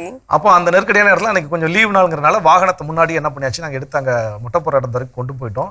ரிட்டர்ன் கிளம்பி வர்றப்போ ஒரு வண்டி லோடு ஆட்டோல இருந்து லோடு இறக்கிட்டு இருக்காங்க. ஸோ இப்போ அந்த நேரத்தில் எதிர்த்தாப்புலையும் இன்னொரு கார் ஒன்று வந்துருச்சு. வந்த உடனே சரி இது நம்ம எதிர்கொண்டு போக முடியாது, வரட்டும்னு சொல்லி ஒதுங்கி நிற்கிறேன். அவர் அங்கேருந்து வரமாட்டேங்கிறார், அந்த வண்டி அங்கேயே நிற்கிது. நான் இங்கேருந்து கையை காட்டுறேன், வாங்கங்க. அவர் இந்த இடைஞ்சல் அவர் வரமாட்டேன்னு சொல்லி ரொம்ப ஒரு டென்ஷனா என்ன பண்றாருன்னா, அங்கிருந்து அவருடைய எக்ஸ்பிரஷன்ஸ் இதெல்லாம் தெரியுது. எனக்கு டென்ஷன் ஆனது, நமக்கு என்ன ஆயிடுச்சு, பத்திக்குச்சு. உடனே வாங்க அப்படின்னு ஆக்சுவலா வாயான்னு தான் சொன்னேன். அங்க இருந்து வாயான்னு நான் அவர் சொல்றேன். அவர் என்ன பண்ண மாட்டேங்கிறாரு, வர மாட்டேங்கிறாரு. ஒரு கடத்துல டென்ஷன் ஆகி போய் மூவ் ஆகாதனால இங்கேயும் பின்னாடி பைக்ஸ் எல்லாம் நிக்குது, அந்த பக்கம் நிக்குது. ரொம்ப ஒரு மாதிரி டென்ஷனான சிச்சுவேஷன்ஸ். நான் அவர் வண்டியில இருந்து இறங்கி போய் அவர் என்னை என்னமோ ஒரு லூசு பையில என்னமோ சொல்லி திட்டாரு. எங்க அப்பா அம்மாலாம் அந்த கொடிமரத்தை சுத்தி அங்க பக்கத்துல நிக்காங்க. அவருக்கு தெரியாது எங்க ஃபேமிலின்னு.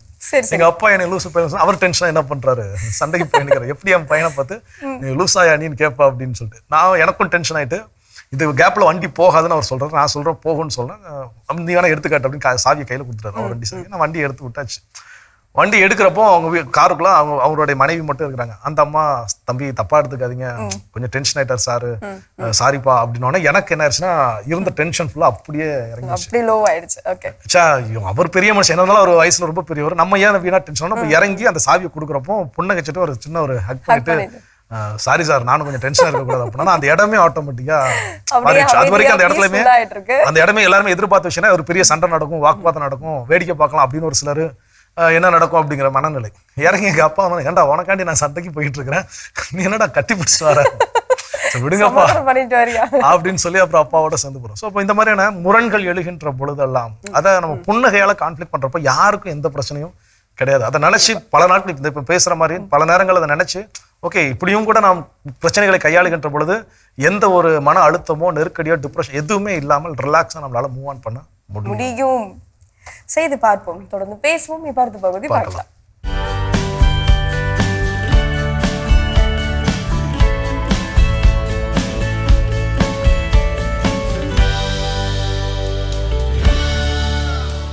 WhatsApp hacking. உங்கள் கைபேசியை தொடாமலேயே உங்கள் தகவல்களை யாரோ ஒருவர் பார்ப்பது சாத்தியமா? ஒரு சிறிய அலட்சியம், ஒரு சிறிய கிளிக் உங்கள் வாட்ஸ்அப் அக்கௌண்டை ஹேக் செய்ய உதவும் என்பதை நீங்கள் அறிந்திருக்கிறீர்களா? உங்கள் வாட்ஸ்அப் தரவுகள் திருடப்படுவதும் அது வியாபாரப்படுத்தப்படுவதும் உங்களுக்கு தெரியுமா? அதற்கான பதிலை வலை உலகத்தின் அருள்வாக்கின் ஒளியில் தேடுவோமா? அருள்வாக்கு பகுதி தொடக்க நூல் 3. ஆண்டவராகிய கடவுள் உருவாக்கிய காட்டு விலங்குகளிலெல்லாம் பாம்பு மிகவும் சூழ்ச்சியாக இருந்தது.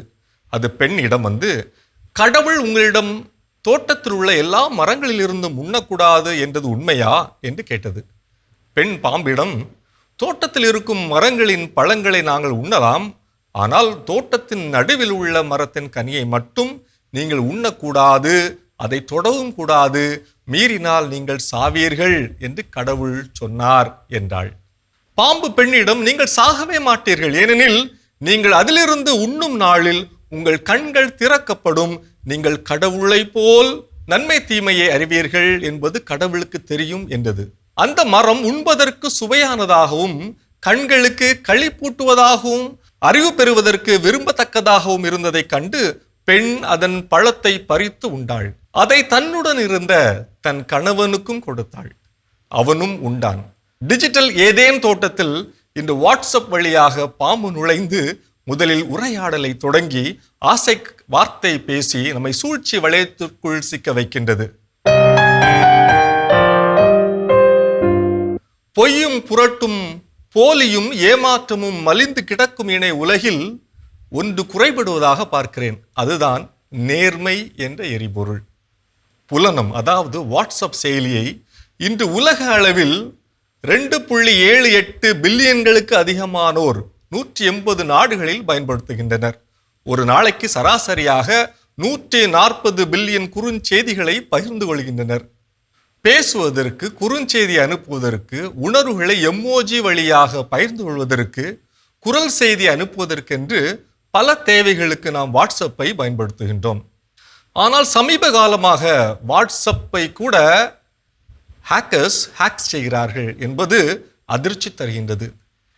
ஹேக்கிங் என்பது ஒருபுறம் இருக்க, நம் வாட்ஸ்அப் தரவுகள் விளம்பர நோக்கத்திற்காக பயன்படுத்தப்படுகிறது என்றால் நம்புவீர்களா? நவம்பர் 2024ஆம் ஆண்டு நம் வாட்ஸ்அப் தரவுகள் விளம்பர நோக்கத்திற்காக பயன்படுத்தப்படுவதை கண்டிக்கும் விதமாக வாட்ஸ்அப்பின் 2021 தனி உரிமை கொள்கையை எதிர்க்கும் விதத்திலும் இந்திய போட்டியல் ஆணையம், அதாவது competition commission of India CCI ரூபாய் 213 கோடி வாட்ஸ்அப் மற்றும் மெட்டா நிறுவனங்களுக்கு அபராதம் விதித்திருக்கிறது.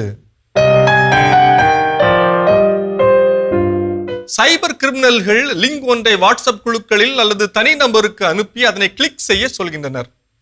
அனுப்பப்படுகின்ற மீத்தொடுப்பு, அதாவது ஹைப்பர் லிங்க் பயனர்களால் சொடுக்கப்படுகின்ற பொழுது, கிளிக் செய்யப்படுகின்ற போது நமது கணக்கு கொந்தப்படுகிறது. கொந்தப்படுதல் என்றால் ஹேக்கிங் செய்யப்படுதல் என்று அர்த்தம். எனவே இத்தகைய ஹைப்பர் லிங்க்ஸ், அதாவது மீத்தொடுப்புகளை புறக்கணிப்பது நல்லது. சைபர் கிரிமினல்கள் கால் அல்லது மெசேஜ் செய்து ஒரு முறை கடவுச்சொல், ஒன் டைம் பாஸ்வேர்டு அல்லது உறுதிப்படுத்துதல் குறியீட்டை, வெரிஃபிகேஷன் கோடை சூழ்ச்சியால் கேட்டு பெற்றுக்கொண்டு நமது கணக்கை ஹேக் செய்கின்றனர். எனவே அத்தகைய ஏமாற்றுதல்களுக்கு இரையாகாமல் இருப்பது நல்லது. சில வேளைகளில் பெகாசஸ் போன்ற உளவு செயலிகளை பயன்படுத்தி நமது கணக்கை கொந்தர்களால், அதாவது ஹேக்கர்ஸ்களால் ஹேக் செய்ய முடியும். QR குறியீட்டை வருடி அதாவது ஸ்கேன் செய்து பிற மின்னணு சாதனங்களில் வாட்ஸ்அப்பை நாம் பயன்படுத்துகிறோம். ஆனால் அந்த QR குறியீடு நம்பகத்தனமானதாக இருக்கிறதா என்பதை சரிபார்க்க வேண்டும். வாட்ஸ்அப்பில் இருபடி சரிபார்ப்பு அதாவது 2 ஸ்டெப் வெரிஃபிகேஷன் நாம் என்னேபிள் செய்திருக்கிறோமா என்பதையும் நாம் உறுதி செய்ய வேண்டும். மக்களை இத்தகைய புதிய அதிநவீன ஹேக்கரிடமிருந்து பாதுகாக்க தொழில்நுட்பத்துறையை சார்ந்தவர்களும் இந்திய அரசும் புதிய தொழில்நுட்பத்தையும் செயல் திட்டங்களையும் துரிதமாக முன்வைக்க வேண்டும். செயலிகளையும் இணைய தொழில்நுட்பத்தையும் பயன்படுத்தும் மக்கள் மிக கவனத்தோடு அவற்றை கையாள வேண்டும். ஏதேன் தோட்டம் போல் வளமையாக தோன்றினாலும் அங்கும் தீய பாம்புகள் சுற்றி திரியும், நம்மை ஏமாற்றி பிழைக்கும் என்பதை டிஜிட்டல் ஏதேன் வாசிகள் உணர வேண்டும். ஏதேன் தோட்ட வாசிகளே, மரங்களில் பூக்களும் பழங்களும் மட்டும் இல்லை, புழுக்களும் பாம்புகளும் கூட இருக்கக்கூடும். எனவே கவனம் தேவை, மிக மிக கவனம் தேவை.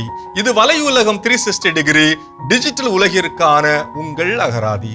அருமையான வலையுலகம் 360 டிகிரி பார்த்தாச்சு. அதோட இன்னைக்கு நம்ம பேசிட்டு இருக்கிறோம் கடவுள் வணக்கம் நிகழ்ச்சியில் ஒரு புன்னகையினால் ஏற்படக்கூடிய மாற்றங்கள் என்னென்ன, அந்த புன்னகையை நாம் எப்படியெல்லாம் பயன்படுத்த வேண்டும் அப்படின்னு சொல்லி பேசிட்டு இருக்கிறோம். அதில் அடுத்ததான் என்ன சொல்றாங்க?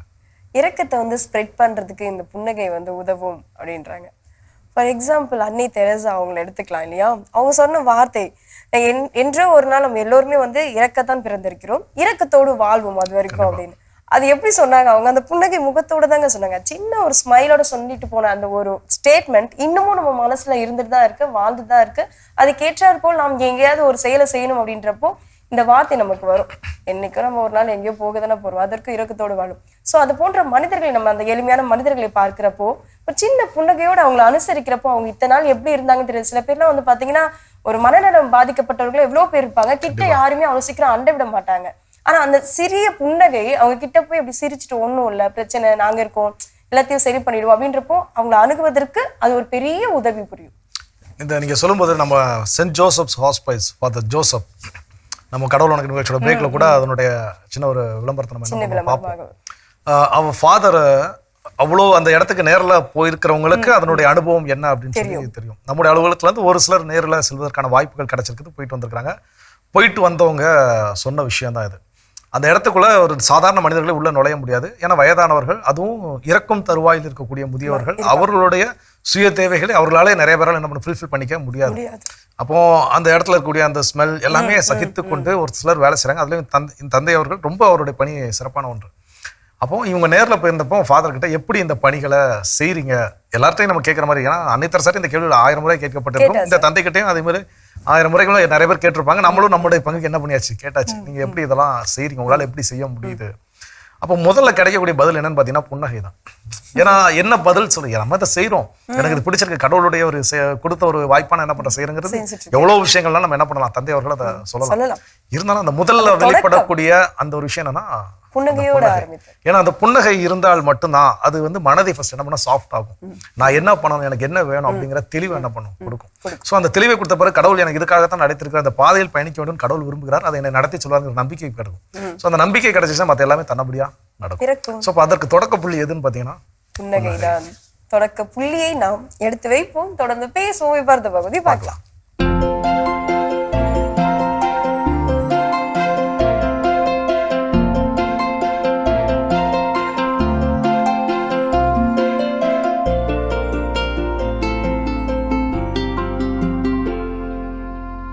அனைவருக்கும் வணக்கம்.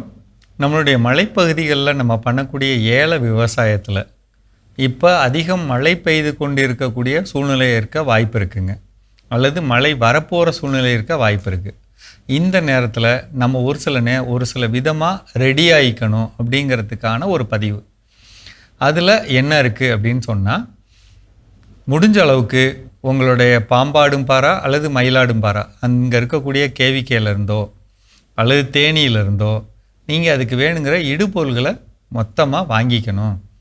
அதில் முக்கியமானது ஈரம் அதிகமாக இருக்கிறப்ப இந்த ஈரத்தில் நோய்கள் வராமல் இருக்கிறதுக்கு ட்ரைகோடர்மா விரிடி அப்படிங்கிற திரவம் 1 லிட்டர், பவுடர்னால் 2 கிலோ அது வாங்கிக்கணும்.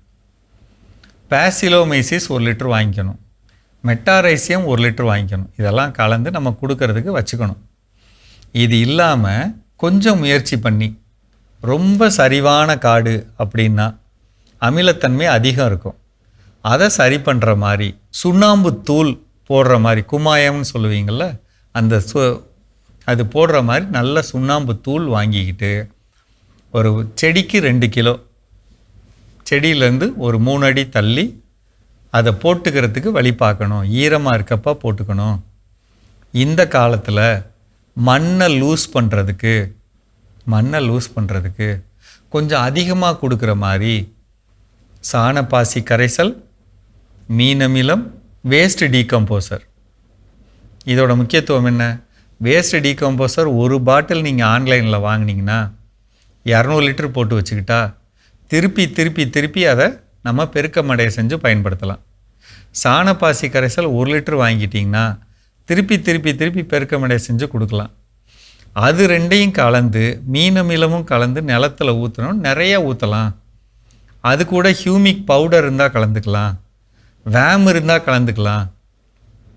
ஏன்னா இந்த தென்மேற்கு பருவமழை குறைந்த நாளுக்கு ஒரு 2 மாதத்துக்கு தான் இருக்கும். அதுக்கப்புறம் வறண்ட வானிலை ஆகிடும். அந்த ஈரம் கிடைக்கிறப்பே நம்ம இதை ஊற்றணும். செடியை சுற்றி ஊற்றிக்கணும், நிறையா ஊற்றணும், நல்லா ஊற்றணும். அப்போ முன்கூட்டியே வாங்கி வச்சு தயார் பண்ணால் தான் பண்ண முடியும். ஏன்னா சாணப்பாசி கரைசல் ரெடியாக 15 நாள் ஆகும். வேஸ்ட் டீகம்போசர் ரெடியாக 10 நாள்லேருந்து 12 நாள் ஆகும். முன்கூட்டியே வாங்கி வைக்கணும். மீனமிலம் செய்ய 1 மாதம் ஆகும். இந்த பொருள்களெல்லாம் நம்ம காட்டில் கொண்டு போய் வைக்கிறதுக்கு அங்கே இருக்க ஒரு இடத்த பார்த்து வைக்க டைம் எடுக்கும். இதெல்லாம் வாங்கி வச்சுக்கிட்டு இதை மண்ணில் தரையில் ஊற்றுறதுக்கு வழி பண்ணணும். அதே மாதிரி மழை பெஞ்சால் அடிச்சிட்டு போகாமல் இருக்க முடிஞ்ச வரையிலும் நம்ம செடியோட தட்டைகள் இருக்குன்னா அதை கட்டி ஒரு கட்டாக கட்டி நிலத்தோட குறுக்க போட்டு வைக்கணும். 2 அடுக்கு 3 அடுக்கா நம்ம வெட்டின தட்டைகளெல்லாம் கட்டி அப்படி பண்ணலாம். அதில் இலைகள் எல்லாம் அடுக்கி வைக்கலாம். ஓடி வரக்கூடிய தண்ணீர் மண் சேகரமாகிற மாதிரி ஒரு அமைப்பை பண்ணலாம். அடிச்சிட்டு போகாமல் இருந்தாலே, மேல் மண் அடிச்சிட்டு போகாமல் இருந்தாலே அமிலமாக மாறாமல் இருக்கும் நிலம். அப்படி இருந்தாலே மண்ணுக்குள்ளே தண்ணி இப்படி இறங்கும். வாய்ப்பு இருந்தால் கம்பி போடுறதுன்னு சொல்லுவீங்களா, அது மாதிரி 6 அடி நீளம், மேலே 1.5 அடி அகலம், ஆழம் 1 அடி இருக்கிற மாதிரி ஒரு பள்ளம் எடுக்கலாம். தோண்டின மண்ணை தூக்கி செடியோட அந்த குழியோட கீழ் பக்கத்தில் போட்டு வைக்கலாம். ஓடி வர்ற தண்ணி அந்த குழிக்குள்ளே விழுகிற மாதிரி பண்ணலாம். அப்போ நிறையா தண்ணி விழுக பூமிக்குள்ளே தண்ணி போகும். அந்த கடின அடுக்க உடைச்சிட்டு உள்ளே போகிறப்ப வேர் வளர்ச்சி நல்லாயிருக்கும். இதெல்லாம் அந்த மழைக்கு முன்னாடி பண்ணணுங்க. எங்கெல்லாம் காடு ரொம்ப சரிவாக இருக்கோ அங்கெல்லாம் பண்ணணும். கொஞ்சம் கொஞ்சமாக பண்ணுங்கள். ஒரே நேரத்தில் நிறையா பண்ணணும்ல, கொஞ்சம் கொஞ்சமாக பண்ணுங்கள். ஆனால் அது நிச்சயமாக உங்களுக்கு நல்ல பலனாக இருக்கும். நான் சொன்ன பொருள்கள்லாம் வாங்கி கொடுங்க. ஒருவேளை மறந்துட்டிங்கனாலும் திருப்பி கேளுங்க, நான் சொல்கிறேன் இந்த நம்பரில். மீண்டும் சந்திப்போம். மிக சிறப்பான பகுதி உழவும் உயர்வும் நம்ம பார்த்துட்டோம். இன்றைய நாள் சிறிய புன்னகையோடு ஆரம்பித்தால் போதும், நம்முடைய ஒவ்வொரு நாளுடைய வாழ்க்கை மிக அழகாக இருக்கும் பல தருணங்களில் அப்படின்னு சொல்லிட்டு நம்ம ஆரம்பிச்சோம் ஜோ. இப்போ அடுத்ததாக என்ன அப்படின்னா, இது நம்முடைய தன்னம்பிக்கையை அதிகப்படுத்தும் புன்னகை அப்படின்னு சொல்கிறாங்க. எப்படி அப்படின்னா, காலேஜ் டேஸ்லாம் படிச்சிருப்போம். அப்போ காலேஜ் டேஸில் படிக்கிறப்ப அந்த செமினார்லாம் என்ன பண்ண சொல்லுவாங்க, எடுக்க சொல்லுவாங்க. அப்போ பெரும்பாலான பேராசிரியர் கொடுக்கக்கூடிய அட்வைஸ் என்ன அப்படின்னா, நீங்கள் கிளாஸில் போய் செமினார் எடுக்கிறதுக்கு முன்னாடி நல்லா என்ன பண்ணுங்கள், ப்ரிப்பேர் பண்ணுங்கள். கிளாஸில் எப்படி செமினார் எடுக்க போகிறீங்களோ அதே மாதிரி என்ன பண்ணுங்கள், தனியாக பேசி பழகுங்க, ப்ராக்டிஸ் பண்ணுங்க. சில நாட்கள் ஹாஸ்டலில் இருக்கலாம் பார்த்தீங்கன்னா எல்லாம் பசங்க அடுத்தடுத்த ரூமாக இருப்போமா, செமினார் கொடுத்துருக்காங்க எப்படி கண்டுபிடிச்சிக்கலாம். அந்த ரூம் பக்கம் அப்படி நடந்து போனால் உள்ளுக்குள்ள எவனா ஒருத்தன் அவன் தனக்கு தானே பேசிட்டு இருக்கான். இது உனக்கு புரியுதா, to you understand, to you listen அப்படின்னு சொல்லி என்ன பண்ண கேள்வியெல்லாம். அதாவது என்னன்னா, இவர் பிராக்டிஸ் பண்ணி அதே கேள்வி அங்கே என்ன பண்ணுவார், ஸ்டூடெண்ட் அவராகவே இருப்பாரு, கிளாஸ் எடுக்கிற நபரும் அவரே இருப்பார். ஸோ இப்போ இதெல்லாம் என்ன அப்படின்னா, இந்த மோனோ ஆக்ட் மாதிரி தான், ஒரே ஒருத்தர் எல்லா கேரக்டரும் என்ன பண்ணுவாங்க, செய்கிறோம். ஸோ அப்போ என்னன்னா, அந்த பார்த்து, அதாவது கண்ணாடியை பார்த்து அதை நம்ம ப்ராக்டிஸ் பண்ணுறப்போ ஆட்டோமேட்டிக்காக நமக்கு இருக்கக்கூடிய செல்ஃப் கான்ஃபிடன்ஸ். இன்னொன்று என்னன்னா, டிஃபால்ட்டாக எல்லாருக்குமே இருக்கக்கூடிய ஒரு விஷயம் என்னன்னா, கண்ணாடியை பார்த்தா யாரும் சும்மாலாம் இருக்க மாட்டோம். நம்மளை பார்த்தோன்னே நமக்கு ஒரு சந்தோஷம் கிடைக்கும். நம்மளே நம்ம பார்க்குறோம், நம்ம அழகாக இருக்கிறோம், ஏதோ ஒரு சம்திங், ஏதோ ஒரு சில விஷயத்தை நம்ம என்ன பண்ணுவோம், ஃபீல் பண்ணுவோம். உடனே புன்னகைக்க சொல்லுவோம். அதான் சொல்லுவாங்க, ஒரு கம்பெனியில் வந்து 100 மாடி பில்டிங், அது சம்திங் ஒரு கதை. அதில் வந்து லிஃப்ட்டில் மேலே போகிறதுக்கு ரொம்ப டைம் எடுக்கும். 20 மாடி 30 மாடி போகலாம். அப்போ ஆட்கள்லாம் ரொம்ப ஒரு மாதிரி நறுநறுனே இருந்துருக்காங்க, ஒரு மாதிரி டென்ஷனாகவே. ஏன்னா அந்த டைம் போகணும், சீக்கிரம் போகணும், மாடிப்படி வேகமாக ஏறி ஓடலாம், மூச்சு வாங்கும். ஆனால் லிஃப்ட் ஸ்லோவாக தான் என்ன பண்ணும், மூவ் ஆன் ஆகும். என்னெல்லாமோ சர்வீஸ் பண்ணி பார்த்தாங்க, அதை ஸ்பீட் பண்ணுறதுக்கு வாய்ப்பே இல்லை அப்படின்னு. அப்போ என்ன பண்ணலாம்னா, தூக்கி அந்த இடத்துல என்ன பண்ணுவோம், ஒரு கண்ணாடி என்ன பண்ணிருங்க 3 பக்கம் வச்சிருங்க பண்ணலாம். அப்போ அந்த கண்ணாடி வந்து லிஃப்ட்டுக்குள்ள வரவங்க அவங்கள பார்த்த உடனே ஆட்டோமேட்டிக்காக ஒரு ப்ளசன்ட் மூடுக்கு என்ன ஆயிடுறாங்க, வந்துடுறாங்க. ஸோ அப்போ எவ்வளோ மாடி ஏறினாலும் இறங்கினாலும் எவ்வளோ ஸ்லோவாக பண்ணாலும் அதை பற்றி அவங்களுக்கு தெரியாது, கவலை இல்லை. ஸோ அப்படிப்பட்ட ஒரு செல்ஃப் கான்ஃபிடன்ஸை இந்த புன்னகை நமக்கு கொடுக்கும், உருவாக்கும். அதுல எந்த டவுட்டும் கிடையாது. நம்ம இன்னும் தொடர்ந்து இதை பத்தி பேசலாம். இப்ப அடுத்த பகுதி பார்க்கலாம்.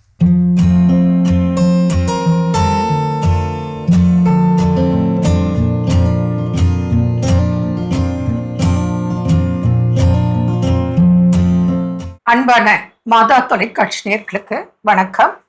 இன்றைய நிகழ்ச்சியில் இப்போ காமனாக நாங்கள் பார்க்குறோம், என்ன பேஷண்ட் அதிகமாகறாங்க, என்ன பாதிப்பு இருக்குது, எதனால இவங்களுக்கெல்லாம் வருது அப்படின்னு பார்க்கும்போது, பெண்கள்னு பார்க்கும்போது அநேக பேருக்கு மூட்டு வலி, இடுப்பு வலி, கழுத்து வலி இது அதிகமாக இருக்குது. ஆண்களுக்கும் இதே பிரச்சனை இருக்குது. ஆண்கள் வந்து ஒரு 5 பேர்னா பெண்கள் வந்து ஒரு 8 பேர் 9 பேருக்கு இந்த பாதிப்பு இருக்கு. ஒரு 10 ஆண்கள் எடுத்தா 5 ஆண்களுக்கு இந்த பாதிப்பு இருக்கு. பெண்கள் 10 எடுத்தா 8 பேருக்கு இந்த வலி சம்பந்தமான பிரச்சனைகள் இருக்கு. அப்படி பார்க்கும்போது அது கழுத்து வலி, இடுப்பு வலி, கால் வலி, மூட்டு வலி, மூட்டு தேய்மானம் இது போன்ற உபாதைகள் தான் அதிகமா இருக்கு. அந்த வகையில நம்ம இன்னைக்கு மூட்டு தேய்வு, அதாவது ஆஸ்டியோ ஆர்த்ரைட்டிஸ், அதை பற்றி பார்க்கலாம். இப்போ ஆஸ்டியோ ஆர்த்ரைட்டிஸ் அப்படிங்கிறது நமக்கு முன்னெல்லாம் வந்து ஒரு 60-70 வயதுல தான் இந்த பிரச்சனைகள் பார்த்தோம். ஆனால் இப்போ நவடேஸ் ஒரு 30 வயசு 40 வயசுக்கே இன்னைக்கு எலும்பு தேய்மானம் அப்படிங்கிறது இருக்கு. இதற்கு காரணம் ஒரே இடத்துல அதிக நேரம் உட்காருது, உடற்பயிற்சி இன்மை, எல்லாத்தை விட முக்கியம் சாப்பாடு மாறி போச்சு. உங்களுக்கு எலும்புக்கு தேவையான உணவுகளை நீங்க எடுக்கிறது இல்லை. இப்போ எல்லா விட்டமின்ஸ் மினரல்ஸ் கரெக்டாக இருந்தால் பிரச்சனையே கிடையாது. இப்போ விட்டமின் டிஏ குறைபாடு இருக்கு. ஏன்னா வெயிலே நம்ம போறது இல்லை, வெயிலே நம்ம உடம்புல படுறது இல்லை. அப்போ விட்டமின் டி குறைபாடு, கால்சியம் குறைபாடு. நம்ம பார்க்குற எவ்வளோ பேஷண்ட் உங்களுக்கே தெரியும், நீங்களே இதில் எவ்வளோ பேர் கால்சியம் டேப்லெட் எடுக்கிறவங்க இருப்பீங்க. இதெல்லாம் ஒரு ஸ்டைலாக ஒரு ஃபேஷனாக போச்சு. ஆனால் நம்ம முன்னோர்கள் அப்படி மாத்திரையே எடுக்கலையே, கால்சியம் டேப்லெட்லாம் அவங்க எடுத்ததே இல்லையே. இப்போ தானே எல்லாரும் எடுக்கிறீங்க. எடுக்கிறது குறை சொல்லலை, எடுக்க வேண்டியான கட்டாயத்தில் நீங்கள் தள்ளப்பட்டிருக்கீங்க, புரியுறதா? அப்போது அந்த நேச்சுரல் கால்சியம், அந்த நேச்சுரல் விட்டமின் டி எல்லாம் நமக்கு இயற்கையில் நம்ம சாப்பிடக்கூடிய உணவுல சன்லைட்ல கிடைக்கிறத கூட நம்ம மிஸ் பண்றோம் அப்படிங்கிறது தான் இங்க ரொம்ப ஆதங்கமா நம்ம நினைவு கூறுறோம். அப்போ உங்களுக்கு என்னென்ன சாப்பிடணும் அப்படின்னா ஜென்ரலா எள்ளு. இப்ப பாத்தீங்கன்னா வீட்டுல எல்லாருக்கும் எள்ளு உருண்டை, எள்ளு பர்பி, எள்ளு துவையல், எள்ளு சட்னி, எள்ளு பொடி. இப்போ இட்லி மிளகா பொடி சாப்பிட்றீங்களா, அது எள்ளு பொடி, எள்ளெண்ணெய் பயன்படுத்துங்க. அதுல உங்களுக்கு அவ்வளோ ப்ளஸ் இருக்கு.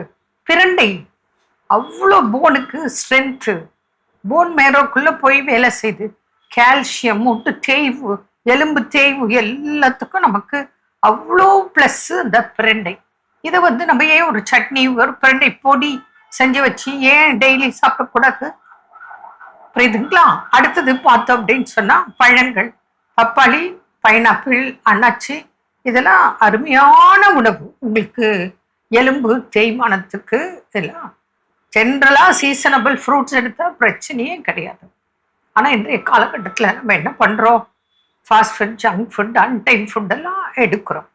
அது மிக மிக தவறு. பால் சாப்பிடலாம், அதை விட மோர் சாப்பிடலாம், தயிர் சாப்பிடலாம். ஆனால் பால் தயிரை விட மோர் சிறந்தது. நீங்கள் பாலை பற வச்சு தயிராக்கி அதை கடைஞ்சி வெண்ணெய் எடுத்துட்டு அதில் இஞ்சி பெருங்காயம் போட்டு கொஞ்சமாக சால்ட் போட்டு, இப்போ சம்மர் நல்லா அருமையாக மோர் குடிக்கலாம். 1 லிட்டர் மோர் கட்டாயம் குடிக்கலாம், பகல் தாராளமாக குடிக்கலாம். உங்கள் வீட்டுக்கு யாராவது கெஸ்ட் வராங்களா, அவங்களுக்கு நீங்க மோர் கொடுக்கலாம். இன்னைக்கு வந்து சர்க்கரையை தவிர்த்துட்டு ஜூஸ்லாம் பயன்படுத்துறது வந்து பழங்களா எடுக்கிறது நல்லது. ஏன்னா ஜூஸ் பண்ணும்போது நீங்க அதுக்கு இனிப்பு சேர்க்கிறீங்க. அது நாட்டு சர்க்கரை, பனவெல்லம், தேன் சேர்க்கும் போது பிரச்சனை இல்லை. ஆனா சுகர் சேர்க்கும் போது அது நல்லதல்ல. அதனால உங்களுக்கு வந்து பழங்களா சாப்பிடும்போது நல்ல ஃபைபர், கீரைகள் எடுக்கும்போது நல்ல ஜீரண சக்தி கிடைக்கும். எல்லா விட்டமின்ஸ், மினரல்ஸ் உணவுலேயே இருக்கு. தண்ணி நல்லா குடிக்கணும்.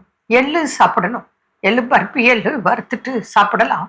அதே போல நீங்க தண்ணியில நீங்க டெய்லி, ஏன்னா வலி அதிகமா இருக்கு, திரும்ப திரும்ப நான் சொல்றேன், என்ன பண்ணுங்க, எல்லாத்துலயும் நான் சொல்றதுல எல்லாம் சம அளவு எடுத்துக்கோங்க. உதாரணத்துக்கு இப்போ சொல்றேன் பாருங்க, சுருள் பட்டை ஒரு 50 கிராம், கிராம்பு 50 கிராம், அன்னாச்சி பூ ஸ்டாரனாஸ்ன்னு சொல்லுவாங்க, அது ஒரு 50 கிராம், மராட்டி முக்குன்னு சொல்லுவாங்க, அது ஒரு 50 கிராம், சுக்கு 50 கிராம், மிளகு 50 கிராம், சீரகம் 50 கிராம் எல்லாம் எடுத்துக்கிட்டீங்களா? மஞ்சள், அது மஞ்சள் தூள், மஞ்சள் 50 கிராம் எல்லாத்தையும் சேர்த்து அரைச்சிருக்க. இதை ஒரு பாக்ஸில் வச்சுக்கோங்க. இதை ஒரு பாக்ஸில் வச்சுட்டு டெய்லி ஒரு 1/2 ஸ்பூன், ஒருத்தருக்கு 1/2 ஸ்பூன் அந்த பொடி எடுத்து ஒரு 100 ml தண்ணியில் போட்டு ஒரு 1 மினிட் பாயில் ஆகட்டும். அவ்வளோதான். அதில் ஒரு துளி, அதாவது ஒரு சின்ன நெல்லிக்காய் அல்லது ஒரு சுண்டைக்காடு பனை வெல்லம் சேர்த்து காலையில் வெறும் வயிற்றில் ஃபஸ்ட்டு இதை குடிக்கும். அதே போல் மூட்டு வலி, அது ருமட்டாய்டு ஆர்த்ரைட்டிஸாக இருந்தாலும் சரி, ஆஸ்டியோ ஆர்த்ரைட்டிஸாக இருந்தாலும் சரி, கவுட் ஆர்த்ரைட்டிஸாக இருந்தாலும் சரி, பூண்டு பால் சாப்பிடுங்க. மேலும் உங்களுக்கு என்ன ரிப்போர்ட் அது வரும்போது நேரில் கொண்டு வாங்க. உங்கள் ரிப்போர்ட்டை பார்த்துட்டு வேற என்னென்ன சாப்பிடலாம், என்னென்ன சாப்பிடக்கூடாது. தேய்வுக்கு இன்டர்னல், எக்ஸ்டர்னல் ஆயில் இருக்கு. இன்டர்னலாக உள்ளுக்கும் சாப்பிடணும், எக்ஸ்டர்னலாக மேலுக்கும் அப்ளை பண்ணுற ஆயிலும் நாங்கள் கொடுக்குறோம். அதனால எல்லாருக்குமே அறுவை சிகிச்சை தான் அப்படிங்கிற அவசியம் கிடையாது. என்ன நேர்களே, இந்த நிகழ்ச்சியில் நம்ம ஆஸ்டியோ ஆர்த்ரைட்டிஸ் பற்றி பார்த்தோம். மீண்டும் நாளை சந்திப்போம். நன்றி. அன்னை மரியே வாழ்க. அருமையான நம்ம ஒரு வைத்தியம் பகுதி பார்த்துட்டோம். நிகழ்ச்சியோட நிறைவுக்கும் வந்தாச்சு. இன்னைக்கு நாள் மகிழ்ச்சியோட நம்ம பேசிட்டு இருக்கோம். புன்னகைப்பதால் கிடைக்கக்கூடிய ஆதாயங்கள், நன்மைகள் என்னென்ன, அதை எங்கேயெல்லாம் பயன்படுத்த வேண்டும் அப்படின்னு சொல்லி அதில் ஃபைனலாக என்ன சொல்றாங்க? எஸ், இது வந்து பார்த்தீங்கன்னா அல்டிமேட் தான். நம்மளோட எப்பவுமே நம்மளை சுற்றி இருக்கிற நம்மளோட சூழ்நிலைகளாகட்டும், ஒரு பாசிட்டிவ் வைப் எப்பவுமே நம்ம கிட்ட வச்சுட்டே இருக்கும். நம்ம ஒரு புன்னகை முகத்தோடு இருக்கும் பொழுதும், மற்றவர்களை அதை வந்து எதிர்கொள்ளும் போதும் ஆகட்டும், அவங்களோட பழகும் போதும் ஆகட்டும். ஒரு பிள்ளை வந்து சொல்லுவா, ஒரு 3 அம்மா, அதாவது 3 பேர் அக்கா தங்கச்சிங்கன்னு சொல்லுவாங்க இல்லையா, அது மாதிரி 3 பெண் பிள்ளைகள். அவங்க 3 பெண் பிள்ளைகளுக்கும் பிறந்த பிள்ளைகள ஒரு பிள்ளைகிட்ட கேட்கிறப்போ, உனக்கு 3 அம்மால எந்த அம்மா பிடிக்கும் அப்படின்றப்போ அது அவங்க சொல்லுவாங்க, ஒரு அம்மாவோட பேரு வந்து அந்த குழந்தை சொல்லும். காரணம் என்ன அப்படின்னு கேட்டா, அம்மா மட்டும்தான் ரொம்ப சாஃப்டா எப்பவுமே சிரிச்ச முகத்தோட எனக்கு பதில் சொல்லுவாங்க. மற்ற 2 அம்மாவும் எப்ப பாரு திட்டிகிட்டே இருப்பாங்க, இல்லைன்னா ஏதாவது வந்து அடிச்சுட்டு தான் எனக்கு ஏதாவது பதில் சொல்லுவாங்க அப்படின்ட்டு. ஸோ ஒரு குழந்தை சொல்ற அந்த வார்த்தை என்ன அப்படின்னா, அந்த ஹேண்டில் தான், சாஃப்டா ஹேண்டில் பண்ற அந்த சிரித்த முகத்தோடு சொல்ற அந்த வண்ணம். ஸோ ஒரு குழந்தைக்கு அது அப்படி இருக்கும்போது நம்மளுடைய சூழ்நிலைகள், நம்ம சுற்றி இருக்க உறவுகள் எல்லோருக்குமே நம்மளே பிடிக்கும் வண்ணம் இருக்க வேண்டும் அப்படின்றா நம்ம அந்த ஒரு சிறிய புன்னகையோடு தொடங்கினால் போதும். கண்டிப்பா. இந்த புன்னகை எப்படிப்பட்டதுன்னு பாத்தீங்கன்னா, இது ஒரு தொத்து வியாதி மாதிரி. ஒருத்தர் புன்னகைக்க தொடங்கினாங்கன்னா மற்றவங்க ஆட்டோமேட்டிக்கா புன்னகைக்க தொடங்குவாங்க. ஸோ அப்போ இது வந்து இது வந்து ஒரு பயப்படக்கூடிய வண்ணம், இந்த கொரோனா மாதிரிலாம் இது மோசமான ஒரு பரவக்கூடிய ஒரு தொற்று நோய் அப்படிலாம் இல்லை. இது வந்து ஒரு மகிழ்ச்சியான ஒரு விஷயம். நான் பெற்றுக்கொண்ட இன்பத்தை இந்த உலகமும் பெற்றுக்கொள்ள செய்வது. அப்போ அது போல ஒவ்வொரு நாளும் இப்போ என்னுடைய உலகம், நான் பார்க்கக்கூடிய உலகம் புன்னகையா இருக்கணும் அப்படின்னா முதல்ல நான் புன்னகைக்க கற்றுக்கொள்ள வேண்டும். வீடுகளில் என்னுடைய கணவன் மனைவியிடம், மனைவி கணவனிடம் ஒரு சின்ன புன்னகையில், ஒரு சின்ன ஏதோ ஒரு பிளசண்டோட ஏதோ ஒரு சின்ன சின்ன வேலைகள் செய்யும் போது கூட அதை புன்னகையோட குழந்தைகள்கிட்ட போயிட்டு வந்து, ஒரு குழந்தை வந்து இப்போ மார்க்கே ஒழுங்கா என்ன பண்ணல, எடுக்கிற அதை படிக்க, அந்த குழந்தை போட்டு அடின்னு அடிச்சோம் அப்படின்னா அந்த படிப்பு மீது வெறுப்பு தான் என்ன பண்ணும் வரும். ஏன்னா எனக்கு படிப்பு முக்கியம் தான், அந்த படிப்பின் முக்கியத்துவத்தை குழந்தைக்கு உணர்த்த வேணுங்கிறதும் முக்கியம்தான். அதை இந்த அடி உதையினாலதான் வந்து உணர்த்த முடியுமா அப்படின்னு கேட்டா, அப்ப அடி உதை வாங்கக்கூடிய குழந்தை என்ன நினைக்கும் அப்படின்னா, குழந்தையோட மனநிலையில இருந்து பார்க்கின்ற பொழுது பெற்றோர்கள் புரிந்து கொள்ள வேண்டிய விஷயம், எங்க அப்பா அம்மாவுக்கு நான் முக்கியமா இல்ல மார்க்ஸ் முக்கியமான்னு தான் வருமே தவிர அந்த படிப்பு முக்கியமாங்கிற இது வராது, அந்த கான்செப்டே உள்ள வராது. அப்போ அப்படிங்கிற அந்த குழந்தைக்கு அதனோட முக்கியத்துவம் என்னங்கிறது நீங்க கடைசி வரைக்கும் புரிய வைக்கல. அப்ப அது கடைசி வரைக்கும் அப்படியே தான் இருக்கும். ஆனா அதே வேளையில புன்னகையோடு உட்காந்து கொஞ்சம் தோல் மேல கை போட்டு உட்காந்து, இங்க பாரு இது மார்க் ஓகே குறைஞ்சிருக்குது, இல்ல மார்க் ஃபெயிலா இருக்கா, லைஃப் இப்படிலாம் இருக்கு அப்படின்னு ஒரு சில விஷயங்கள் அந்த குழந்தையோடு ஃப்ரெண்ட்லியா அப்ரோச் சொல்லுகின்ற பொழுது ஆட்டோமேட்டிக்கா அந்த குழந்தைகிட்ட நிறைய மாற்றங்கள் என்ன பண்ண முடியும், ஏற்பட முடியும், ஏற்படுத்தவும் முடியும். அந்த குழந்தைகளும் அதை உள்வாங்கிக் கொள்வார்கள். அப்போ அதற்கு தொடக்க புள்ளியாக இருக்கிறது பார்த்தீங்கன்னா புன்னகை தான். ஸோ அப்போ நம்ம சுற்றி இருக்கக்கூடிய ஒரு சூழலை நேர்நிலையாக மகிழ்ச்சியான ஒரு அற்புதமான ஒரு சூழலாக மாற்றக்கூடிய ஒரு மிகப்பெரிய சக்தி எதுக்கு இருக்குன்னு பார்த்தீங்கன்னா ஒரு சின்ன புன்னகைக்கு இருக்குது. ஸோ அப்போ அந்த புன்னகையை கற்றுக்கொள்வது ரொம்ப ரொம்ப முக்கியமான ஒன்று.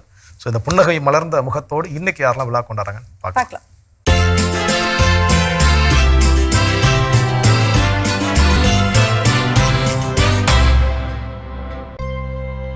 ஞானப்பிரகாசம், லீலா ரோஸ்லின் இன்று தங்களது 40ஆம் ஆண்டு திருமண நாளினை கொண்டாடுகிறார்கள். இவர்களை வாழ்த்துபவர்கள் மகன்கள் ராபர்ட், பெனோ, எமர்சன், ஹென்றி, குடும்பத்தினர், உறவினர்கள் மற்றும் நண்பர்கள். மணி, நிர்மலா இன்று தங்களது 40ஆம் ஆண்டு திருமண நாளினை கொண்டாடுகிறார்கள்.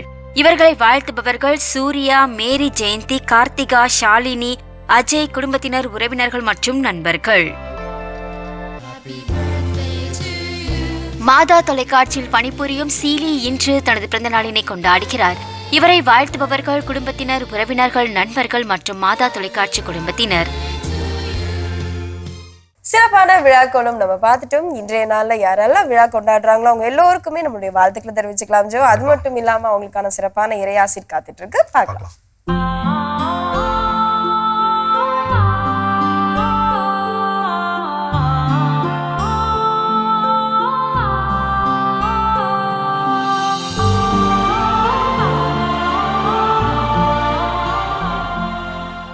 மாதா தொலைக்காட்சியை பார்த்து கொண்டு இருக்கின்ற உங்கள் அனைவரையும் இறைவன் நிறைவாக ஆசீர்வதிப்பாராக.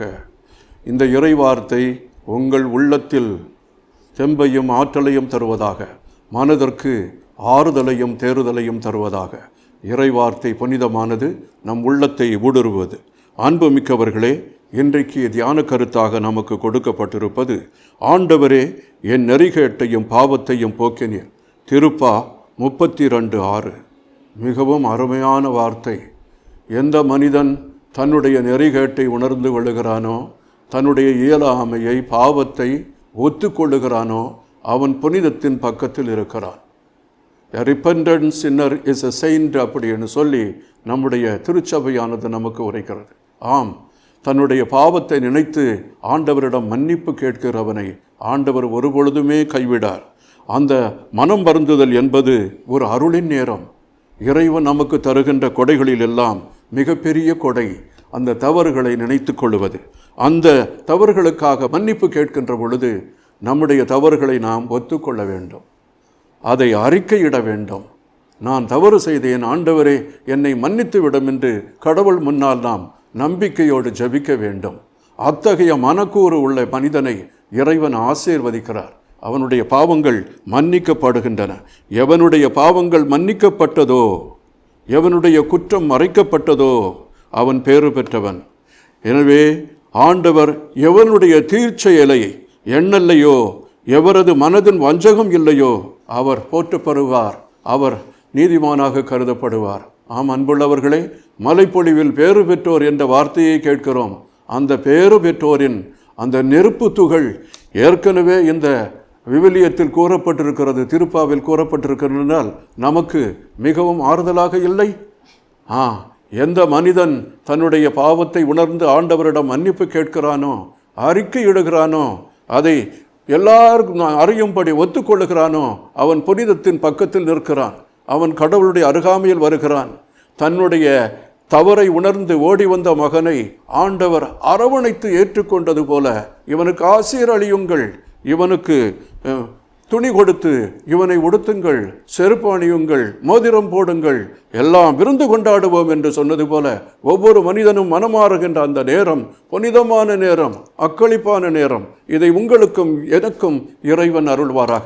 அதற்கு முன்னால் நாம் மனம் மாற கற்றுக்கொள்ள வேண்டும். ஆண்டவர் உங்களோடு இருப்பாராக, உம்மோடும் இருப்பாராக. எல்லாம் வல்ல இறைவன் தந்தை, மகன், தூய ஆவியார் உங்கள் அனைவரையும் ஆசீர்வதிப்பாராக.